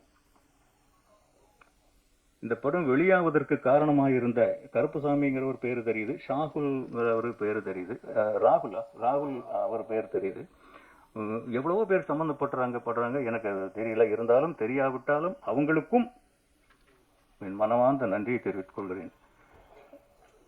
நீங்களாம் ஒரு சாதாரண தொண்டு பண்ணல, ஒரு மகத்தான தொண்டு. இந்த படம் நான் ஒரு நூல் எழுதினேன், பாமர இலக்கியம் அப்படின்ட்டு. சும்மா பொழுதுபோகாமல் எழுத ஆரம்பித்தேன். அப்புறம் என்னென்னா அது பெரிய ஹிட் ஆகி நூலகங்களுக்கெல்லாம் நிறைய வாங்கினாங்க. ஒரு புத்தகம், ஒரு நூலகங்களுக்கு வாங்கும்போது அது முழுமை பெறுது. சாகித்ய அகாடமிக்கெல்லாம் அனுப்புனேன், ஆனால் விருது வரல. அது மாதிரி நூலகங்கள் பாதுகாக்கப்பட வேண்டிய படம் ஹபீபி. விருதுகள் வாங்கி குவிக்க போற படம் ஹபீபி. இன்னைக்கு அது ஒரு வெற்றி படமா இருக்கு. ஆனா முதல்ல நான் ஒரு மன்னிப்பு கேட்கணும். இந்த படத்துல போய் இறங்கின நாள்ல இருந்து, ஷூட்டிங்ல இறங்கின நாள்ல இருந்து, படத்தை ரிலீஸுக்கு முதல் நாள் தான் பார்த்தேன். எனக்கு பயம் படம் பார்க்கறதுக்கு. நம்ம என்ன நடிச்சிருக்க போறோம், பாவம் அந்த டைரக்டரோட தலையெழுத்து அவ்வளவுதான் அப்படின்னு நினச்சி பயந்துக்கிட்டு பார்க்காமே இருந்துட்டேன். அப்புறம் சரி இந்த மாதிரி மேடைகள் எல்லாம் பேச வேண்டியது வருமே, தெரியாமல் எப்படி பேசுறதுன்னு ஒரு நாள் பார்த்தேன். பார்த்த உடனே தான் தெரியுது என்னடா பண்ணியிருக்கான் அந்த ஆள் அப்படின்னு. அந்த படத்தினுடைய அந்த ஒரு முழுமையை அவரை சிந்திக்க விட்டாங்க பார்த்தீங்களா. அத்தனை பேருக்கும் நான் நன்றி கடனே பட்டிருக்கிறேன். நான் எந்த இடத்துல வேணாலும் அவங்களுக்கு நான் மரியாதை செய்வேன். ஒரு நூலகங்களிலோ அவார்டுகளிலோ நம்ம சந்திக்க போகிற படம் நிஜமாவே அவர் மீராக்கதனுடைய பட்ட காயங்கள், அவர் சட்டு ட்ரெஸ்ஸை கழட்டிட்டு பார்த்தா உடம்பெல்லாம் காயங்கள் இருக்கும். மனசில் இருக்கிற காயம் யாருக்கும் தெரிய போகிறதில்ல. அந்த புளியம் விளையாடல அந்த பையனை அடிப்பாங்கள்ல, அந்த மாதிரி முதுகெல்லாம் உடம்பெல்லாம் காயமாக தான் அவருக்கு இருக்கும். அவ்வளோ அடிகள் வாங்கினார். அவர் என்ன செய்கிறார், ஏது செய்கிறார், இந்த தயாரிப்பாளர்கள் எந்த தொந்தரவும் கொடுத்ததா எனக்கு தெரியல. தெரியாமல் கொடுத்துருந்தது அவரை மனசுக்குள்ளே வச்சுக்கிறது நல்லது, இனிமேல் சொல்லக்கூடாது. அவருடைய அந்த வழிகள் இருக்கு இல்லையா, போராட்டம் கணக்கே இல்லைங்க. ஒரு 4 புத்தகம் எழுதலாம், அவ்வளவு போராட்டம் இந்த படத்தில். இன்னைக்கு அத்தனைக்கும் ஒரே மருந்து, வெற்றி. ஸோ ஜெயிச்சிட்டார். யூடியூப்பை தட்டினா இப்படி ஒரு படம் தான் வருது, அதுக்கே அவர் ஒரு தனியாக ஒரு போராட்டம் நடத்தியிருக்காரு. என்ன நாங்கள் செஞ்ச ஒரே ஒரு நன்றி கடன் என்ன, அவர் எங்கே கூப்பிட்டாலும் வாய் பேசாமல் வரேன் சார், வர்றேன் சார், வர்றேன் சார், வந்துக்கிட்டே இருக்கேன் இன்னைக்கு வரைக்கும். இனியும் வந்துட்டு தான் இருப்பேன்னு நினைக்கிறேன். இன்னொரு படம் கொடுக்காமல போயிடுவார் அவர். மீடியாக்கள் ஆக்சுவலாக முதல்ல உங்களுக்கு தான் சொல்லியிருக்கணும். ஒரு டைரக்டர் கெரியரோட ஒரு பொறுப்பான தகப்பன், நல்ல பிள்ளைகளை வளர்த்த ஒரு தகப்பன்கிறதோட நான் நிம்மதியாக உட்கார போகிற நேரத்தில் அவர் ஒரு படம் எடுத்தார்.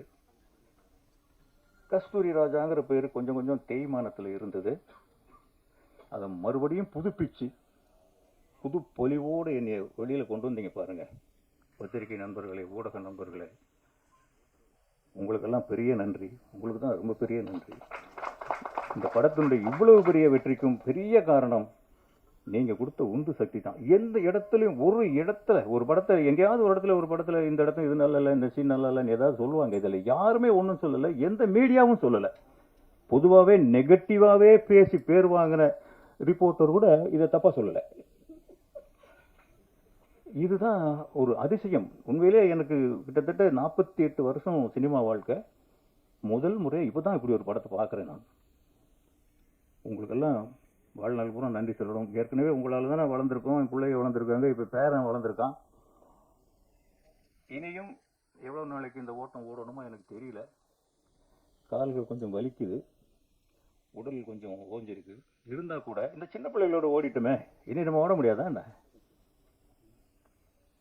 ஓடிடுவேன் நான் உங்களுடைய ஆசீர்வாதத்தோட. சுரேஷ் காமாட்சி சார், எனக்கு அவர் யாருன்னு தெரியாது. அப்பப்போ பாரதி ராஜா சாரோட அவருடைய பேர் அடிக்கடி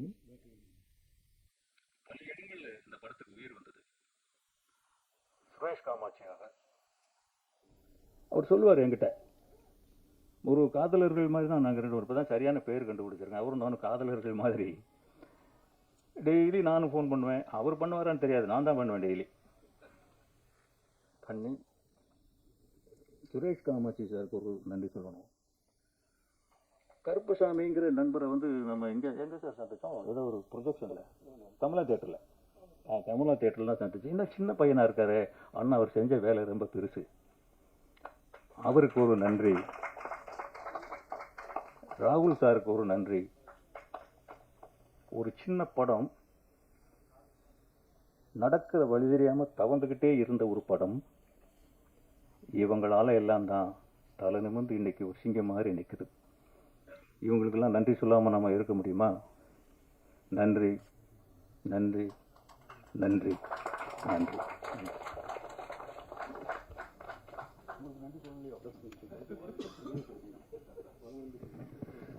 நன்றி சார். இன்னும் 2 பேர் தான் முடிச்சிடலாம். ஓகே.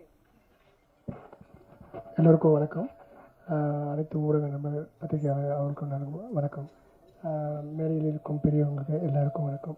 புதுசாக நடிச்சிருக்க எல்லாருக்கும் வணக்கம். எங்களது ஃபஸ்ட்டு படம் பறந்து போ, அதுவும் ரொம்ப நல்லபடியாக சக்ஸஸாக நல்லா பண்ணிச்சு. படமும் ரொம்ப நல்லா இருந்தது, டிஃப்ரெண்ட்டாக இருந்தது பறந்து போ. அதே மாதிரி 2வது படம் ஹபிபி. ஸோ செகண்ட் படமும் ரொம்ப பிடிச்சிருந்தது, அதனால தான் நாங்கள் உடனே பண்ணோம். இந்த படமும் நான் எனக்கே சொன்ன ஆடியோ லான்ச்சில் நீங்கள் ஃபஸ்ட் படத்தை பார்த்துட்டு நீங்கள் சொல்லுங்கள் அப்படின்னு மீடியாவில் சொன்னேன். அதே மாதிரி ஸோ நீங்களும் நல்ல இடத்துல எழுதிருக்கீங்க எல்லாம் இந்த படத்தை. ஏன்னா கொஞ்சம் கடைசி வயசு கம்மியாக இருக்குது, இருந்தாலும் இந்த மறுபடியும் நீங்கள் எழுதிங்க நம்பிக்கை இருக்குது. எல்லாத்தையும் ரீச் பண்ணிங்கன்னா இது இன்னும் நிறைய சக்ஸஸ் வரும். உங்களுக்கு எல்லாருக்கும் ரொம்ப நன்றி. ஃபஸ்ட்டு இதில் சுரேஷ் காமச்சாருக்கு ஒரு தேங்க்ஸ் சொல்லணும், ஏன்னா அவர் தான் ஃபஸ்ட்டு இந்த படத்தை என்கிட்ட சொன்னார். 2வது ராம் சார், அவருக்கு ஒரு தேங்க் பண்ணணும். அதுக்கப்புறம் வீரகதவன் சார், அப்புறம் ராகுல் சார்கிட்ட சொன்னேன், அவரும் ஓகே. ஸோ எல்லாம் சேர்ந்து ஒரு டீம் ஒர்க்காக பண்ணோம். ஸோ பின்னாடி பார்த்தீங்கன்னா நம்ம ராம் சாரோட அசிஸ்டண்ட், அவரும் ரொம்ப இந்த படத்துக்காக ரொம்ப கஷ்டப்பட்டுருக்காரு. சுகுமாரன், இவங்களாம் இது பின்னாடி நிறைய பேர் இருக்காங்க இந்த படத்தில், நிறைய கஷ்டப்பட்டு இந்த படத்தை அவ்வளோ ஒரு இதாக எடுத்துகிட்டு போயிருக்காங்க. எல்லாருக்குமே நன்றி. உங்களுக்கு தான் ரொம்ப தேங்க் பண்ணணும். எங்கள் அடுத்த படத்துக்கும் நீங்களும் சப்போர்ட் பண்ணுங்க. நாங்கள் அடுத்த படம் ஒரு நல்ல படமாக கொடுக்குறோம். நன்றி நன்றி நன்றி, தேங்க்யூ. தயாரிப்பாளர் சொல்லிட்டு கூட்டத்துல ஒருத்தரா இருந்து எழுந்து வந்தாரு பாருங்க, அங்க இருக்காரு தயாரிப்பாளர். இன்னொரு தயாரிப்பாளர் இப்ராஹிம் சார் அவர்களை பேச அழைக்கிறோம். வாங்க சார். இன்னொரு 3 தயாரிப்பாளர்கள் இருக்காங்க, இங்க 2 பேர் இருக்காங்க, இன்னும் 2 பேர் வரலன்னு நினைக்கிறேன். வாங்க சார், கொஞ்சம் ஷார்ட்டா பேசுங்க. அனைவருக்கும் மாலை வணக்கங்கள். மேடையில் விட்டிருக்கக்கூடிய எனது அருமை எல்லா சொந்தங்களுக்கும் என் வாழ்த்துக்களும் வணக்கம். எனக்கு என்னென்ன தெரியாது, பல மேடைகளை நான் பேசியிருக்கிறேன். பல மேடைகள் பேசி வருகின்ற போது ஒரு வார்த்தை சொல்லுவார்கள், சார் டைமு கொஞ்சம் கம்மியாக இருக்குது, பார்த்து ஷார்ட்டாக பேசிடுங்க. இன்னும் தெரியல, இன்றைக்கும் அதே தான் நடந்துருக்கீங்க. நான் அதிகமாக பேசுவதில்லை, பேசுவதற்கு பெரியவர்கள் இன்னும் இருக்கிறார். ரொம்ப மகிழ்ச்சியான ஒரு தருணத்தில் இந்த இடத்திலே நாம் நின்று கொண்டிருக்கின்றோம். ஹபீபி என்கின்ற இந்த திரைப்படத்தை மக்களிடத்திலே எல்லோரிடத்திலையும் கொண்டு போய் சேர்த்து இது ஒரு வெற்றி படமாக மாற்றிக்கொண்டிருக்கும் என் அருமை உறவுகள், பத்திரிகை நண்பர்கள் மற்றும் எல்லா உறவுகளுக்கும் என்னுடைய அடியாழ்ந்த மனத்திலே இருந்து என்னுடைய நன்றியை நான் இங்கே சமர்ப்பிக்கின்றேன். அப்புறம் இங்கே வருஷம் சொல்லணும், நிறைய பேர் இருக்காங்க. குறிப்பாக என்னுடைய இயக்குனர் கரம் பிடித்து அழைத்து நிறைய விஷயங்களை கற்றுக் கொடுத்திருக்கக்கூடிய விஷயம். நேரம் இல்லை, நேரம் போதவில்லை.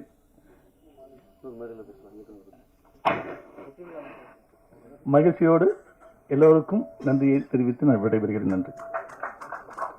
அடுத்த ஒரு வெற்றி விழா இருக்கும், அதுல நீங்க முதல்ல பேச வச்சிடலாம் சார் உங்களை. நிறைவாக 100 ஆண்டு கால தமிழ் சினிமா வரலாற்றில் சொல்ல வேண்டிய காலத்தில் சொல்லப்பட வேண்டியவர்களின் கதையை, அந்த மக்களின் மொழியையும் பிரிவு வழியையும் சடங்கு சம்பிரதாயங்களையும் தொழுகை, பயணம், காதல், துரோகம் என்று இதுவரை சொல்ல தயங்கிய இஸ்லாமிய மக்களின் வாழ்வியலை காலம் காலமாக இனி கொண்டாடும் படமாக கொடுத்த இயக்குனர் ஹபிபி மீரான் கதிரவன் அவர்களை பேச அழைக்கிறோம். மேடையில் வீற்றிருக்கும் ஆளுமைகளுக்கும் அரங்கத்தில் குழுமியிருக்கும் பத்திரிகை அன்பர்களுக்கும் நண்பர்களுக்கும் மாலை வணக்கம். எல்லாரும் கண்ணிலையும் பசி மயக்கம் தெரியுது, எப்போ எங்களை விடுவீங்க அப்படிங்கிற ஒரு கெஞ்சலும் தெரியுது. ரொம்ப ரொம்ப நெகிழ்வான ஒரு மேடை. ஏன்னா கடலில் எத்தனை புயல்களை சந்தித்தாய், கடலில் எத்தனை திமிங்கலங்களை சந்தித்தாய், கடலில் எத்தனை சூறாவளியை சந்தித்தாய் என்பது முக்கியமில்லை, கப்பலை கரையில் கொண்டு வந்து சேர்த்தாயா என்பதே வரலாறு. நாங்கள் கப்பலை கொண்டு வந்து சேர்த்திருக்கிறோம். கலங்கரை விளக்கமாக நீங்கள் இருந்திருக்கிறீர்கள். உங்கள் மீது கொண்டிருந்த நம்பிக்கை ஒரு ஒளியாக எங்களை வழிநடத்திருக்கிறது. இதில் இந்த டீமில் இன்னும் ரொம்ப அபரிதமான டேலண்டான நிறைய நண்பர்கள் விடுபட்டுருக்கிறாங்க. உதிரி விஜயகுமார், இஸ்மத் பானு, ரேகா, கொஞ்சம் பேர்கள் விடுபட்டிருந்தாலும் நீங்கள் பின்னாடி மேடையில் வந்து நின்றுக்குங்க கொஞ்சம் நேரத்துக்கு. 110 வருடமான அந்த சினிமாவில் இது என்னோட முதல் படமாக இருக்கணும்னு விரும்பினேன். இது எனக்கு இந்த மேடை வந்து பிரசாத் மேடை பழசு, ஆனால் இந்த உணர்வு வந்து புதுசாக இருக்குது வந்து. ஏன்னா என் வாழ்க்கையில் 20 வருஷத்தில் நான் ஒரு நன்றி நவிழல் விழாவை முதல்ல பார்க்குறேன் வந்து.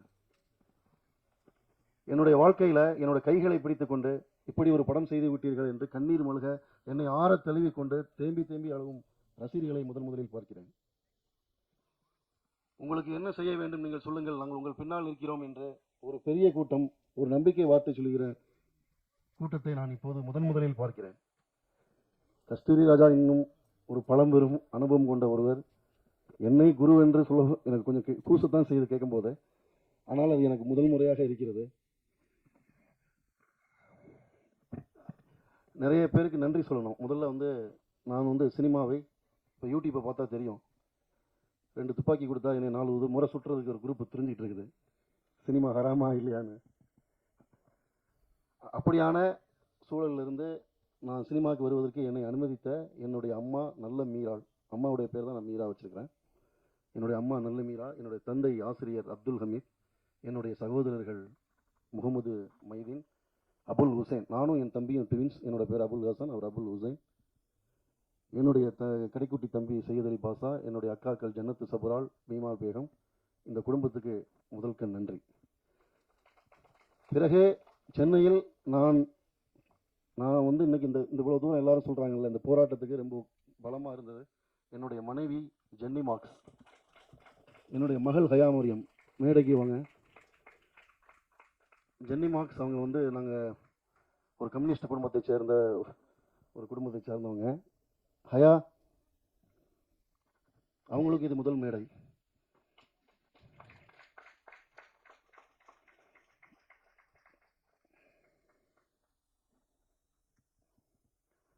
அவங்க வந்து எம்பிஏ ஸ்டூடெண்ட், லைலோ காலேஜில் படித்தாங்க, ஃபிலிம் இன்ஸ்டியூட், டைரக்டர் அறிவழகனோட அசிஸ்டன்ட் டைரக்டர். நாங்கள் ஒரு ஃபிலிம் இன்ஸ்டியூட்டில் தான் ஃபிலிம் ஃபெஸ்டிவலில் சந்தித்தோம். என்னுடைய செல்ல மகள் ஹயா மரியம், எங்கள் வீட்டுக்காக ஹயா, அவங்களுக்காக மரியம். இவங்க 2 பேருக்கும் நான் நன்றி சொல்ல கடமைப்பட்டிருக்கிறேன்.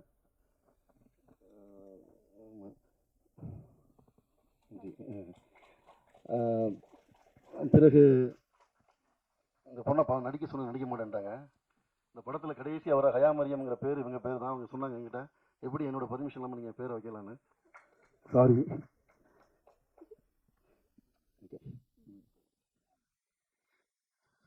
இந்த படம் ஒரு வகையில் ஆசீர்வதிக்கப்பட்ட படம். எல்லாரும் சொன்னாங்க கஷ்டப்பட்டேன், போராடுனேன் அப்படின்னு. நான் சினிமாவில் எனக்கு எல்லா காலகட்டத்திலுமே என்னை வந்து நான் முட்டுச்சந்தில் நிற்கும் போது என்னை ஏதாவது கை வந்து தூக்கிடும். அப்படி தூக்கினவங்க தான் யுகபாரதி. யுகபாரதி வந்து இன்னைக்கு சினிமாவில் மீரா கதிரவன் அப்படிங்கிற அடையாளம் இருக்குன்னா அதுக்கு வந்து ஆரம்ப கால அடித்தளம் விட்டது யுகபாரதி.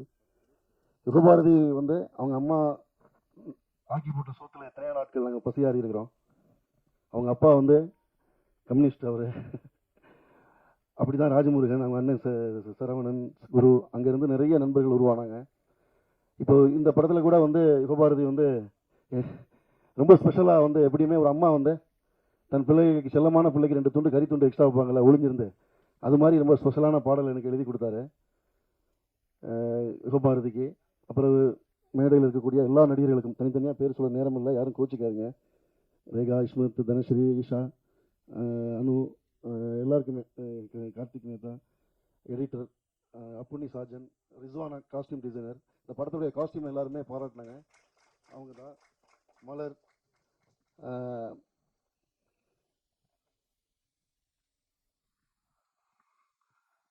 எனக்கு ஒரு பதட்டம் இருந்தது கெஸ்ட் ராஜ் நடிக்க கூப்பிடும்போது. அப்புறம் ஸ்பாட்டுக்கு வரும்போது பதட்டம் இருந்தது. ஏன்னா அவரை பற்றி என்கிட்ட யாருமே பயங்காடிட்டே இருந்தாங்க, நீங்கள் வந்து மாட்டிட்டீங்க ஒரு வசமா, உங்களை வந்து அவர் வச்சு செய்ய போகிறாரு அப்படின்னு. ஆனால் நாங்கள் தான் அவரை வச்சு செஞ்சோம் 40 நாள். ஏன்னா என்ன பயம்னா, எனக்கு பிடிச்ச டைரக்டர், பிறகு அவங்க குடும்பம் ரொம்ப ஆர்டிஸ்டிக்கான குடும்பம் உண்டு. சினிமாவில் கஷ்டப்பட்டு மேலே வந்த ஒரு குடும்பம், ரொம்ப ரொம்ப ரொம்ப குவாலிட்டியில் வந்து தங்களை வந்து வளர்த்து கொண்ட ஒரு குடும்பம். தனுஷ் சார் ஆகட்டும், செல்வ சார் ஆகட்டும். அப்போ என்னன்னா, நாளைக்கு வந்து நம்ம ஒரு நடிக்கை வைக்க அவரை கூட்டு போய் அவங்க வீட்டில் அவருக்கு ஒரு கெட்ட பேர் வந்துடக்கூடாது. அவருடைய ஒரு டிக்னிட்டி இருக்கு ஒரு கரியரில், அந்த டிக்னிட்டிக்கும் வந்து நம்ம வந்து லாஸ் பண்ணிடக்கூடாதுன்னு ஒரு பதட்டம் இருந்துகிட்டே இருந்தது. இப்போ தனுஷ் சார் 2 நாளைக்கு முன்னாடி படம் பார்த்துட்டு நான் ரொம்ப பெருமைப்படுறேன்னு சொல்லும்போது அவர் சந்தோஷம் அடைஞ்சதை விட நான் சந்தோஷம் அடைகிறேன். அதான் உண்மை. ஏன்னா நான் மதிக்கக்கூடிய, ஏன்னா தனுஷ் சாருங்கிறது இந்தியாவுடைய ஒரு பெருமை, இந்தியாவுடைய ஒரு சாதனை. இன்னைக்கு ஒரு இன்டர்நேஷனல் ஆக்டர், அவர் ஒரு மிகச்சிறந்த நடிகர். கமலஹாசனுக்கு பிறகு தன்னை உடலாலும் மனதாலும் வருத்தி கொண்டு ஒவ்வொரு படத்துக்கும் புதுசாக நடிக்கக்கூடிய, புதுசாக உழைப்பு போடக்கூடிய ஒருத்தர். சாருடைய நடிப்பை பார்த்து அவர் சொல்றாரு, அவர் மட்டும் இல்லை, ட்விட்டரில் கூட போட்டிருந்தாரு, எல்லாரும் படிச்சிருப்பீங்க, நடிச்சிருக்கக்கூடிய எல்லா நடிகர்களுக்கும் அபரிதமாக நடிச்சிருக்கக்கூடிய எல்லாருக்குமே வாழ்த்துக்கள் போட்டிருந்தார். அதுதான் தனுஷ் சாருடைய பெருந்தன்மை.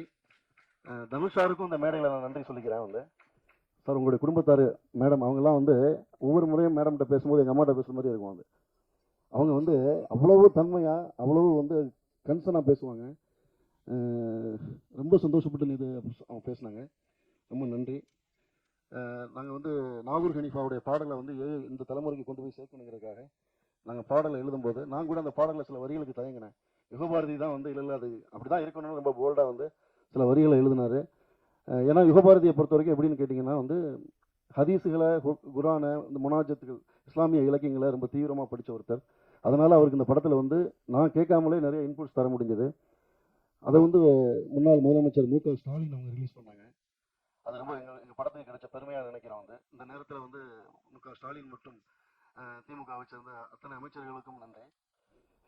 பிறகு வந்து சுரேஷ் காமாட்சி, அவங்க சுரேஷ் காமாட்சி பிரதர் எப்படின்னா எனக்கு வந்து ரொம்ப நீண்ட நாள் நண்பர். விழித்திரு காலகட்டத்தில் வந்து 2 பேரை என்னால் மறக்கவே முடியாது. நான் ரொம்ப டவுனான ஃபேஸில் இருக்கும்போது சினிமாவே விட்டு போயிடலாம் அப்படின்னு இருக்கும்போது ஒரு நாள் ஒரு மெசேஜ் வந்தது. காலையில் ஒரு 7:30 மணி இருக்கும். சார் நாங்கள் இருக்கிறோம், நீங்கள் கவலைப்படாதீங்க, உங்களை மாதிரி டைரக்டருங்கெல்லாம் நீங்கள் கஷ்டப்பட மாட்டீங்க, ஜெயிச்சு வந்துடுவீங்க, நாங்கள் இருக்கோம் சார் அப்படின்னு சொல்லி ரொம்ப தைரியம் கொடுத்து ஒரு மெசேஜ் அனுப்பினார் நடிகர் சிவகார்த்திகேயன். நான் எப்போவுமே சிவகார்த்திகேயனை நான் சிவகார்த்திகேயன் சாரை நான் எப்போவுமே நன்றியோடு நினச்சி பார்க்குறேன். பிறகு சுரேஷ் காமாட்சி பிரதர் அவருமே அந்த காலகட்டத்தில் என்னை சுற்றி இருந்த பல பேர் போகும்போது ரொம்ப டெய்லி என்னை ஃபோன் பண்ணி எனக்கு ரொம்ப ஆறுதல் சொல்லப்பட்டு இருந்த ஒரு தயாரிப்பாளர் இல்லை, அவர் நண்பர் தான் எங்களுக்கு. தமிழ் சினிமாவில் ரொம்ப ரசனையான ஒரு தயாரிப்பாளர், கருத்தை சுதந்திரமாக ரொம்ப தைரியமாக பேசக்கூடிய ஒருத்தர். இன்னும் சொல்ல போனால் ஹபீபியில் வந்து நாங்கள் இந்த ரூஹே ரூஹேன்னு ஒரு பாட்டு இன்றைக்கி பெரிய அளவில் ஹிட் ஆகிருக்கு. அந்த பாட்டு இன்றைக்கி வந்திருக்கு, இன்றைக்கி ஆடியன்ஸில் வந்து சேர்ந்துருக்குன்னா அது சுரேஷ் காமாட்சி பிரதர்னால தான் நடந்தது. அவர் தான் அன்றைக்கி வந்து பிரதர் எனக்கு இந்த மாதிரி இந்த பாட்டு படப்பிடிப்புக்கு போகணும், பணம் இல்லைங்கும் போது சினிமாவில் யாருமே செய்ய மாட்டாங்க, உங்கள் அக்கௌண்ட்டை பாருங்க, நிறைய என் அக்கௌண்ட்டில் 15 லட்ச ரூபா பணம் வந்திருந்தது. வந்து அது சுரேஷ் காமாட்சியோட மனம். ஸோ இப்படி பல நேரங்களில் அந்த படம் வந்து சரியானவர்களை தேர்வு செஞ்சுட்டே இருந்தது. அப்புறம் நம்ம நடிகர் இயக்குனர் தமிழ் போயிட்டாருன்னு நினைக்கிறேன். தமிழ் அவங்க டீமுக்கே நாங்கள் ரொம்ப ஸ்பெஷலாக நன்றி சொல்லணும். ஏன்னா ஒரு இஸ்லாமிய சினிமா சாத்தியமா, அது கமர்ஷியலாக ஒர்க் ஆகுமா, இஸ்லாமியர்களுக்காக பேசக்கூடிய ஒரு சினிமா வந்து ஒர்க் ஆகுமாங்கும்போது நாங்கள் ரெடியாகி ரிலீஸ்க்கு பிஸ்னஸ்க்கு ரெடியாக இருக்கும்போது சிறை வந்து ஹிட் ஆகிருந்தது எங்களுக்கு பெரிய நம்பிக்கையாக மாறுச்சு. இன்றைக்கி வந்து ஹபீபி வந்து தேட்டருக்கு வந்திருக்குன்னா அது சிறை டீமோடைய எஃபோர்ட்டும் அதில் ரொம்ப முக்கியமான ஒரு காரணம்.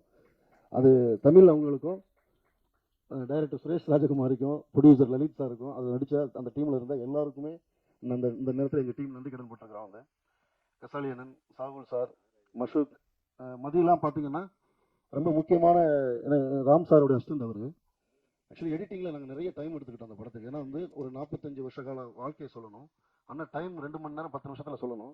கிட்டத்தட்ட மதி வந்து அவர் வீட்டுக்கே ஒரு 20 நாளைக்கு அப்புறம் தான் போவார். வந்து அவங்க மனைவி தேடி வந்துடுவாங்க எடிட்டிங்க்கு வந்து. ஸோ அந்த மாதிரியான ஒரு திறமையான ஒரு பையன், அவருக்கு ஒரு பெரிய எதிர்காலம் இருக்கு.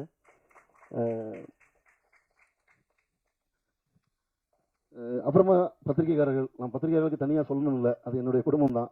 அவள் பேர் தமிழரசியில் வந்து ஒரு ப்ராமிசிங் ஃபிலிம் மேக்கர் அப்படின்னு சொன்னதுலேருந்து தமிழில் சத்யஜித் ரே, பிமல் ராய், அரவிந்தனின் வரிசையில் வைத்து கொண்டாடப்பட வேண்டிய இயக்குனர்னு சொல்லி தமிழ் சினிமாவில் எனக்கு நிரந்தரமான ஒரு பேரையும் ஒரு மரியாதையான இடத்தையும் உருவாக்கி கொடுத்ததில் பத்திரிகை நண்பர்கள் உங்கள் எல்லாருக்குமே வந்து ஒரு பெரிய இடம் இருக்குது. எப்பவுமே நான் அதை என்னுடைய மனசின் அடியாளத்திலேருந்து அந்த நன்றியோடு நினச்சி பார்க்கக்கூடியவங்க. ரொம்ப முக்கியமாக இந்த படத்தில் வந்து சொல்லணுங்கிறது யாருன்னா ராம் நானும் வந்து ஒரே காலகட்டத்தில் உதவி இயக்குநர்களை ஒர்க் பண்ணோம். உங்களுக்கெல்லாம் ராம், எனக்கு ஒரு சுப்பு. ஹபீபி பல பேர் எனக்கு திருப்பி கொண்டு வந்துச்சு, அதில் என்னோட சுப்புவையும் கொண்டு வந்துச்சு வந்து. ஸோ அந்த வகையில் வந்து சுப்பு ராம் வந்து இந்த படம் வந்து அவர் பறந்து போய் எடிட்டிங்கில் இருந்தார். அப்போ நான் ஒரு நாள் ஃபோன் பண்ணி நீங்கள் படம் பார்க்கணுன்னு கேட்டேன். அவர் படம் பார்த்த உடனே வந்து சுரேஷ் காமாட்சி பிரதருக்கு சொன்னார். அந்த சொல்லுவாங்கல்ல, அது ஒரு ஃபேமஸான ஒரு வார்த்தை இருக்குது, சூஃபியோட ஒரு வார்த்தை, பொரிச்ச அதாவது ஒரு மீன் அடுப்பில் பொரிஞ்சிட்டு இருக்கும்போது அவரோட கை தொட்ட உடனே அது திரும்பவும் தண்ணிக்குள்ளே தாவி திரும்பிருச்சுன்னு சொல்லுவாங்க. வந்து தூதரான கீதர் பொரித்த மீன் ஒன்றை தொட்டதும் அது மீண்டும் தாவி திரும்பியது நீருக்குள் அப்படிங்கிறது அந்த கவிதை வரி. அது கிட்டத்தட்ட ராமுக்கு ரொம்ப பொருந்தும். ஏன்னா நாங்கள் வந்து அடுப்பில் புரிஞ்சுக்கிட்டு இருக்க மாதிரி தான் புரிஞ்சுக்கிட்டு இருந்தோம். ராம் இந்த படத்தை வந்து தோளில் தூக்கி சுமந்த பிறகு தான் இந்த படத்தில் உண்மையான வெளிச்சம் முதல்ல விழுந்தது. ராம், நீங்கள் எங்கே இருந்தாலும் உங்களை பார்த்து இந்த நேரத்தில் எங்கள் டீம் எல்லாருமே உங்களுக்கு வாழ்நாள் முழுக்க நாங்கள் கடமைப்பட்டிருக்கிறோம். வந்து ஏன்னா ராமை பொறுத்த வரைக்கும் அது ஒரு எனக்குன்னு செய்கிறதில்ல, நண்பர்களுக்குன்னு செய்கிறதில்ல. ராம் உங்கள் எல்லாருக்குமே தெரியும், எல்லா நல்ல படங்கள் எது வந்தாலும் அவர் அந்த படத்தை தூக்கி சுமக்கக்கூடிய, அவர் தன்னை வந்து ஒரு மூமெண்ட்டாக தமிழ் சினிமாவுக்குள்ளே இயங்கிக்கிட்டக்கூடிய ஒரு பெரிய இயக்கமான ஒரு ஆள். பிறகு வந்து ஒரு பையன் என்கிட்ட அசிஸ்டன்ட் டைரக்டராக ஒர்க் பண்ண வந்தான். ஒரு நாள் எல்லாரும் ஆஃபீஸ் விட்டு போன பிறகு நான் ரொம்ப நேரமாக ஃபோனில் பேசிக்கிட்டு இருக்கும்போது அவன் ரொம்ப நேரமாக நான் ஃபோன் பேசி முடிக்கிறதுக்காக வெயிட் பண்ணிகிட்டே இருந்தான்.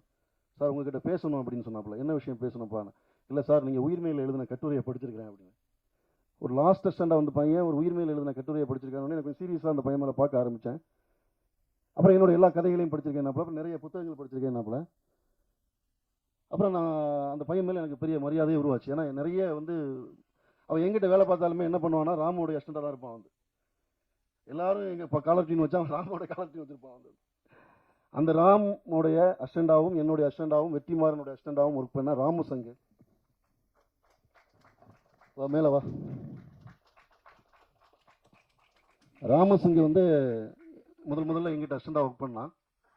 ராமஸ் வந்து எங்கள் வீட்டில் உள்ள ஒரு பையன். வந்து பறந்து போ டைமில் ராம் சாருக்கு வந்து கருப்புசாமி சார் ஃப்ரெண்டு. அவங்களுக்கு பறந்து போக்கு ராம் சார் கருப்புசாமி கிஃப்டாக பண்ணது ராமசிங்கு தான். எனக்கும் அதே கருப்புசாமி சார் அவர் கிஃப்டாக பண்ணது ராமசிங்கு தான். வந்தது ஒரு வகையில் சொல்லப்போனால் நான் சொன்னேன் இல்லையா, இந்த படத்தில் கஸ்தூரிராஜ் சார் வீடாக வந்தது வந்து ஒரு ஆய்க்குடியில் ஒரு அக்ரஹாரத்தில் ஒரு ஐயங்கார் கொடுத்த வீடு. அது எங்கள் படத்தில் வீடு. கஸ்தூரி ராஜா சார் வந்து யூசுஃபா நடிக்கிறாரு. கருப்புசாமி வந்து ஹபீபியை தேட்டருக்கு கொண்டு வராரு. பாருங்க இந்த படத்தில் எவ்வளோ நல்லிணக்கம் இருக்கும் பாருங்களேன். இதை விட இந்த படத்துக்கு பெரிய உதாரணம் என்ன இருந்துட முடியும்? வந்து ஸோ கருப்பசாமி சார் தான் வந்து இந்த படம் பார்க்குறாரு. பார்த்த அன்னைக்கே நம்ம ராகுல் சாருக்கு சொல்கிறாரு, ரோமியோ பிக்சர்ஸ் ராகுல் சாருக்கு சொல்கிறாரு. ராகுல் சாரும் படம் பார்த்துட்டு பெரிய வெற்றி அடைந்த படம், தமிழ் சினிமாவில் மிக முக்கியமான ஒரு படத்தை பேரை சொல்லி எனக்கு இந்த படம் இந்த மாதிரி நம்பர்ஸில் இந்த படம் கலெக்ட் பண்ணோம், நாங்கள் வந்து இந்த படத்தை இதை எடுக்கிறோம் அப்படின்னு சொல்லி அவர் எடுத்தார். இன்னைக்கு அந்த படம் அதை நோக்கி நகர்ந்துகிட்டு இருக்குங்கும் போது அது நாங்கள் கருப்பசாமி சார் உங்கள் எல்லாரும் எங்கள் டீம் நீங்களே எங்கள் டீம் தான். அவங்க எப்போவுமே நாங்கள் எங்கள் வாழ்நாள் முழுக்க நான் உங்களுக்கு நன்றி கடன் பெற்றுக்கிறேன். ரொம்ப நன்றி சார். நிறைய இருக்குது இதில் வந்து சொல்லப்போனால் வந்து நிறைய ரிவ்யூவர்ஸ் சார் கூட சொன்னார், எல்லாத்தையுமே நெகட்டிவாக சொல்கிறவர் வந்து பாசிட்டிவாக சொன்னார். ஏன்னா படம் எடுத்தாச்சு. ஒரு தமிழ் சினிமாவில் ஒரு முஸ்லீம் சினிமாவை எழுத முடியுமா, எழுதுனா வந்து அதை எடுக்க முடியுமா, எடுத்தால் அதை வந்து வியாபாரிகள்கிட்ட கொண்டு வர முடியுமா, வியாபாரத்தில் கொண்டு வந்தால் அதை மக்கள்கிட்ட கொண்டு போய் சேர்க்க முடியுமா, மக்கள்கிட்ட சேர்த்தாலும் அது முஸ்லீம் பார்ப்பாங்களா, இப்படின்னு நிறைய கேள்விகள் இருந்துச்சு. அந்த எல்லா கேள்விகளுக்கும் மக்கள் ஒரே பதில் கொடுத்துருக்காங்க, வெற்றி. எல்லா இடங்கள்லையுமே வந்து இன்னைக்கு நாங்கள் போகிற இடங்களில் நிறைய தேட்டர் விசிட் பண்ணும்போது நிறைய கூட்டங்கள் வராங்க. அதில் குறிப்பாக வந்து பார்த்தீங்கன்னா முஸ்லீம்ஸ் நான் முஸ்லீம்ஸ் ரெண்டு பேருமே வர்றாங்க. முஸ்லீம்ஸுங்க வந்து நிறைய பெண்கள் கஸ்தூரா சாரோட கையை பிடிச்சிட்டுலாம் எங்கள் வாப்பா மாதிரி இருக்கீங்க, எங்கள் அப்பா மாதிரி இருக்கீங்கன்னு எவ்வளவோ பேர் சொல்கிறாங்க. அதனால் இந்த சில பேர் வந்து சுரேஷ் காமாட்சி பிரதர் சொன்ன மாதிரி சினிமா ஹராமா இல்லையா அப்படின்லாம் பெரிய விவாதம் போயிட்டு இருக்கு. அது எப்படின்னா சென்னை குடிநீருக்கு எக்கு வருமா வராதான்னு கேட்குற மாதிரி, முதல்ல குடிநீர் வரட்டும். அது மாதிரி சினிமாவில் 110 வருஷத்துல வந்து இஸ்லாமிய வாழ்க்கை வரல. அது ரொம்ப அழகாக சொன்னார் சுரேஷ் காமாட்சி பிரதர். என்னன்னா சினிமா ஒரு பவர்ஃபுல்லான ஆயுதம். நீங்கள் வந்து ஹிட்லருடைய காலகட்டத்திலிருந்து இன்னைக்கு பாலஸ்தீன் வரைக்கும் வந்து சினிமா வந்து ஒரு பெரிய வந்து ரோல் பிளே பண்ணுது. இந்தியாவில் இன்னைக்கு வந்து சினிமாவால் தான் இன்னைக்கு வந்து கடந்த 15 வருஷமாக இஸ்லாமியர்களை வந்து இன்னைக்கு ஒரு 5 வயசு குழந்தைகிட்ட வந்து ஒரு பென்சிலை கொடுத்து ஹூ இஸ் டெரரிஸ்ட் அப்படின்னு கேட்டால் அந்த குழந்தை தாடியும் தொப்பியும் போட்ட ஒரு உருவத்தை தான் வரையும். அந்த மூளைக்குள்ள வரைக்கும் இன்னைக்கு போய் சேர்த்துக்கிறதுக்கு மீடியா பெரிய முக்கியமான காரணமாக இருந்திருக்கு. மீடியா பெரிய ஆயுதமாக இருந்திருக்கு. இது ஆயுதமாக நீங்கள் எடுக்கலைன்னா இன்னொருத்தங்க அந்த ஆயுதத்தை எடுத்து போட்டுருவாங்க உங்களை. அதான் சுரேஷ் காமாட்சி பிரதர் ரொம்ப நல்லா சொன்னார்.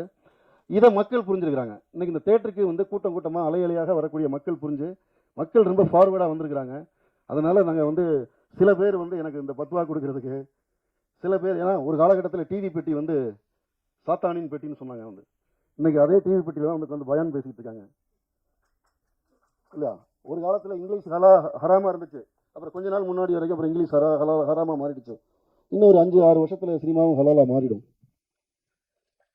நிச்சயமா மாறும், மாற்றி தான் ஆகணும், வேற வழி இல்லை. வந்து ஏன்னா எனக்கு நான் வந்து தோல்பாவை கூத்து கலைஞர்களை பற்றி முதல் படம் எடுத்தேன். ஏன்னா இன்னைக்கு நான் ஒரு திரையில கதை சொல்லக்கூடிய ஒரு இயக்குனர், இங்கே இருக்கக்கூடிய எத்தனையோ நல்ல இயக்குநர்கள், இன்னைக்கு இருக்கக்கூடிய உலகம் முழுக்க இருக்கக்கூடிய எல்லா இயக்குநர்களுமே திரையில தான் கதை சொல்றாங்க. ஆனால் முதல்ல திரையில கதை சொன்னவங்க யாருன்னா தோல்பாவை கூத்து கலைஞர்கள். அந்த தோல்பாவை கூத்து கலைஞர்கள் தான் எங்க எல்லாருக்குமே முன்னோடி. ஆனால் அந்த தோல்பாவை கூத்து கலைஞர்களை பற்றி 100 வருஷம் படமே இல்லைங்கிறதுனால தான் நம்ம முதல் முறையாக அந்த படம் எடுத்தோம். எப்படி எனக்கு தோல்பாவை கூத்து கலைஞர்களை பற்றி படம் இல்லைன்னு எனக்கு ஒரு சமூக பொறுப்புள்ள கலைஞராக எனக்கு ஒரு வருத்தம் இருந்ததோ, அதே வருத்தம் தான் எனக்கு 110 வருஷமா முஸ்லீம் படம் இல்லைங்கிறது. நான் முஸ்லீமா இருக்கிறதுனால கிடையாது. மேபி இந்த படம் உயிர்ப்பா வர்றதுக்கு முஸ்லீம் படம் ஒரு காரணமா இருந்திருக்கலாம். நான் இன்னும் முஸ்லீமா இருக்கிறது காரணமா இருந்திருக்கலாம். புதிய கதவு திறந்திருக்கு தான், அது நிச்சயமாக அதை உணர முடியுது. கஸ்தூரிராஜ் சார் நாங்களாம் நிறைய தேட்டர் விசிட் போகும்போது எல்லாருமே மனதார சொல்லுறாங்க புதிய கதவு திறந்திருக்கு. இதன் வழியாக அடுத்தடுத்து வந்து நாங்கள் ஒரு பெரிய வெற்றியாக என்ன பார்க்குறோன்னா, கருப்பசாமி சாரி மாதிரியான ஒரு நல்ல டிஸ்ட்ரிபியூட்டர், நல்ல ப்ரொடியூசர், நேசம் மாதிரி ஒரு நல்ல ப்ரொடியூசர். ரோமியோ பிக்சர்ஸ் உங்களுக்கே தெரியும், அஜித் விஜய் படங்களை பண்ணக்கூடிய ஒரு ப்ரொடியூசர். இதெல்லாம் வந்து இன்னைக்கு கிட்டத்தட்ட 230க்கு அதிகமாக நேற்று நம்ம சுரேஷ் கமாச்சி ஒரு ப்ரொடியூசர் அவர் சொல்றாரு, நேற்றுக்கும் இன்னைக்கு 20 தேட்டர் எக்ஸஸ் ஆயிருக்கு. ஸோ இது ஒரு வெற்றியா இருந்தாலும் இது எல்லாத்தை விட பெரிய வெற்றியா நாங்கள் நினைக்கிறது இஸ்லாமியர்கள் குறித்த பார்வையை இந்த படம் மாத்திருக்கு அப்படின்னு சொல்றத நான் ஒரு பெரிய வெற்றியா நினைக்கிறேன். வந்து உங்க எல்லாருக்கும் பெரிய சந்தோஷம். என்னோட உதவி இயக்குநர்கள் மேடைக்கு வாங்க, எல்லாருமே மேடைக்கு வாங்க. டீம் மெம்பர்ஸ் யாரா, மனோஜ், ராஜவேல், எல்லாருமே மேடைக்கு வாங்க. நிறைய சம்பிரதாயமாக அதை பார்த்துருப்பீங்க உங்களுக்கு. ஆனாலும் இந்த படம் உங்களுக்கே தெரியும், 110 வருஷத்தில் இந்த படத்தை எழுதுறதுல, இந்த படத்தை எடுக்கிறதுல, இந்த படத்தை கொண்டு வந்து சேர்க்கறதுல நிறைய சவால்கள் இருக்குது. அப்படியான சவால்களை எல்லாம் தாண்டி வர்றதுக்கு இவங்க எல்லாருமே ரொம்ப காரணமாக இருந்தாங்க. ஹசன், அப்புறமா ரொம்ப முக்கியமாக நாங்கள் நன்றி செலுத்தக்கூடியது வந்து PRO team, Sureshchandra sir, Nassar sir, அவங்களோட D1 வந்து இந்த படத்துக்கு வந்து 24/7 நிறையா ஒர்க் பண்ணாங்க. என்னோட வாழ்க்கையிலேயே வந்து எல்லாமே புதுசுன்னு சொன்னேன் இல்லையா, 2 தியேட்டர் ஓனர் என்கிட்ட பேசியிருக்காங்க இது வரைக்கும். வந்து என்னோட 20 வருஷத்தில் வந்து அவங்க சொல்கிறது என்னென்னா வந்து தியேட்டர் இன்க்ரீஸ் பண்ணிகிட்டே இருக்கிறோம், மக்கள் வந்து நிறைய வந்துகிட்டே இருக்கிறாங்க அப்படின்னு. ஆக்சுவலாக நல்ல கதைகளுக்கு தமிழ் சினிமாவில் எப்போவுமே ஒரு இடம் உண்டு, தமிழ் மக்கள்கிட்ட ஒரு இடம் உண்டு. அதை சாத்தியப்படுத்துவதற்கு காரணமாக இருந்த எல்லோரையுமே நான் இந்த நேரத்தில் நான் வந்து நன்றியோடு நினைவு கொள்கிறேன். சவுண்டு உதய் போயிட்டாரா? ஆமாம், உதய் வந்து ரொம்ப முக்கியமான ஒரு சவுண்ட் இன்ஜினியர். அவர்லாம் இந்த படத்துக்கு ஒரு ஆபத் பாண்டவர் மாதிரி வந்து எனக்கு உதவி செஞ்சார். ரொம்ப இக்கட்டான ஒரு சூழலில் இருக்கும்போது எனக்கு சவுண்ட் ரொம்ப கம்மியான ஒரு படத்துக்கு சவுண்ட் டிசைன் பண்ணி கொடுத்தாரு. எல்லாருக்குமே நடிகர்கள், ஏன்னா அந்த படம் இவ்வளோ நல்லா வந்திருக்குன்னா ஆக்சுவலாக இவங்க நடிகர்கள் எல்லாருடைய அபரிதமான நடிப்பு தான், அதான் உண்மை. நான் எழுதுறதுல மேக்ஸிமம் சில கேரக்டர், கௌஷிக், எல்லா கேரக்டரும் வந்து சில நேரங்களில் ஒர்க் ஆகும், சில நேரங்களில் ஒர்க் ஆகாது, நம்ம நடிப்பு சில நேரங்களில் மிஸ் ஆகிடும். ஆனால் ஒரு கஸ்தூர்ராஜ் சார்லேருந்து எல்லாருமே ரொம்ப பிரமாதமாக வந்து நடித்தாங்க. இந்த படம் இவ்வளோ உயிர்ப்பாக இருக்கிறதுக்கு காரணம் நடிகர்கள். இதுக்கு பின்னாடி ஒர்க் பண்ண எல்லாருக்கும் சில நேரங்களில் பேர் விடுபட்டுக்கலாம். ரொம்ப முக்கியமாக நாங்கள் தேங்க் பண்ண வேண்டியது, இந்த படத்தை வந்து கிரீன் பார்க்கில் உங்கள் எல்லாருக்குமே தெரியும், தமிழ் சினிமாவோட வரலாற்றில் 45 இயக்குநர்களுக்கு மேலே குழுமி இந்த படத்துக்கு மேலே ஒரு பெரிய வெளிச்சத்தை பாய்ச்சினது அவங்களுடைய அன்பு தான். இந்த படம் வெளியே தெரிஞ்சது வந்து இந்த இயக்குநர்கள் தான். பாக்யராஜ் சார்லேருந்து, பார்த்திபன் சார்லேருந்து, ஜெயரன் சார்லேருந்து, அமீர் சார்லேருந்து, மிஷ்கின், வெற்றிமாறன், ரஞ்சித், புதிய இயக்குநர்கள் வரைக்கும் வந்து நிறைய பேர் வந்து இந்த படத்தை வந்து மக்கள்கிட்ட கொண்டு போய் சொன்னாங்க. அவங்க எல்லாருக்கும் இந்த நேரத்தில் மனசுலேருந்து நன்றியை சொல்லிக்கிறேன். என்னோட டீமில் எல்லாருக்குமே நன்றி. நேரம் குறைவாக இருக்குது, நிறைய பேசணும்னு நினச்சிருந்தேன். அப்புறமா நிறைவாகவும் குறைவாகவும் எழுதிய பேசிய எல்லோருக்குமே நன்றி. தவறுகள் இருந்தால் திருத்திக் கொள்கிறோம்.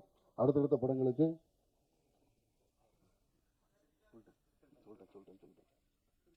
அப்புறம் தினமலர் கவிதா, ஆமாம் ஆமாம் ஆமாம், உங்களை சொல்லலாம் அந்த விழா நிறைவடையாது.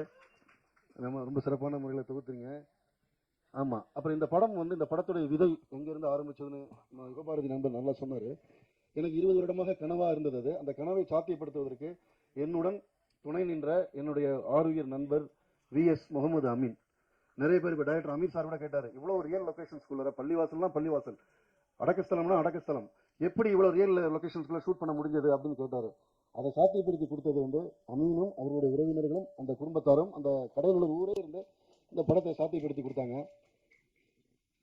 சில நேரங்களில் நம்ம படம் முடிக்கும்போது ஒரு சில பேரோட நம்ம திரும்ப ஒர்க் பண்ணணும்னு தோணும். ஆனால் இந்த டீமோட திரும்ப அப்படியே ஒர்க் பண்ணணுங்கிற நம்பிக்கையையும் சந்தோஷத்தையும் இந்த கொடுத்த டீம் இது. நீ எல்லாரும் எப்பவும் கூட இருக்கணும். கஸ்தூர்ராஜ் சார், நான் உங்களை பற்றில நிறைய பேசணும்னு நினச்சிருந்தேன், நிறைய பேசணும். ஏன்னா அவர் வந்து சார் வந்து ஒரு விஷயம் தான், நான் எல்லா இடங்களையும் சொல்கிற மாதிரி என்னென்னா, அவர் ஒரு பெரிய டைரக்டர். நான் வந்து அவருக்கு முன்னாடி ஒன்றுமே கிடையாது. ஆக்சுவலாக அவர் வந்து மானிட்டரில் அவர் எத்தனை நடிகர்களை மானிட்டரில் பார்த்துருப்பாரு, எத்தனை நடிகர்களுக்கு கரெக்ஷன் சொல்லியிருப்பார். சிவாஜி கணேசன் வரைக்கும் அவர் நடிக்க வச்சிருக்காரு. ஆனால் ஒரு நாள் கூட வந்து அவர் மானிட்டரை பார்த்ததே கிடையாது. நான் இந்த மேடை வழியாக நான் தமிழ் சினிமாவுக்கு இருக்கிற அத்தனை இயக்குநர்களுக்கு சொல்கிறேன், கம்ப்ளீட்டாக நீங்கள் ஒரு டைரக்டரோட ஆக்டர் உங்களுக்கு வேணும்னா நீங்கள் நாளைக்கே கஸ்தூர்ராஜ் சாரை கமிட் பண்ணிவிடுங்க. ஏன்னா சில பேர் எனக்கு பயங்காட்டின மாதிரி உங்களுக்கும் பயங்காட்டுவாங்க. அவர் அப்படி இல்லை, அவர் ஒரு குழந்தை. ஆமாம் ஆமாம், இல்லை ராஜ்மோகன்லாம் ஆல்ரெடி சொல்லிட்டாருன்னு நினைக்கிறேன் வந்து. அதனால் வந்து என்னென்னா, கஸ்தூர்ராஜ் சார் வந்து நினச்சிருந்தா தன்னோட அதிகாரத்தை எங்கள் டீம், நாங்களாம் ரொம்ப சின்ன டீம் எல்லாருமே, எங்கள் மேலே அந்த அதிகாரத்தை காட்டியிருக்க முடியும்.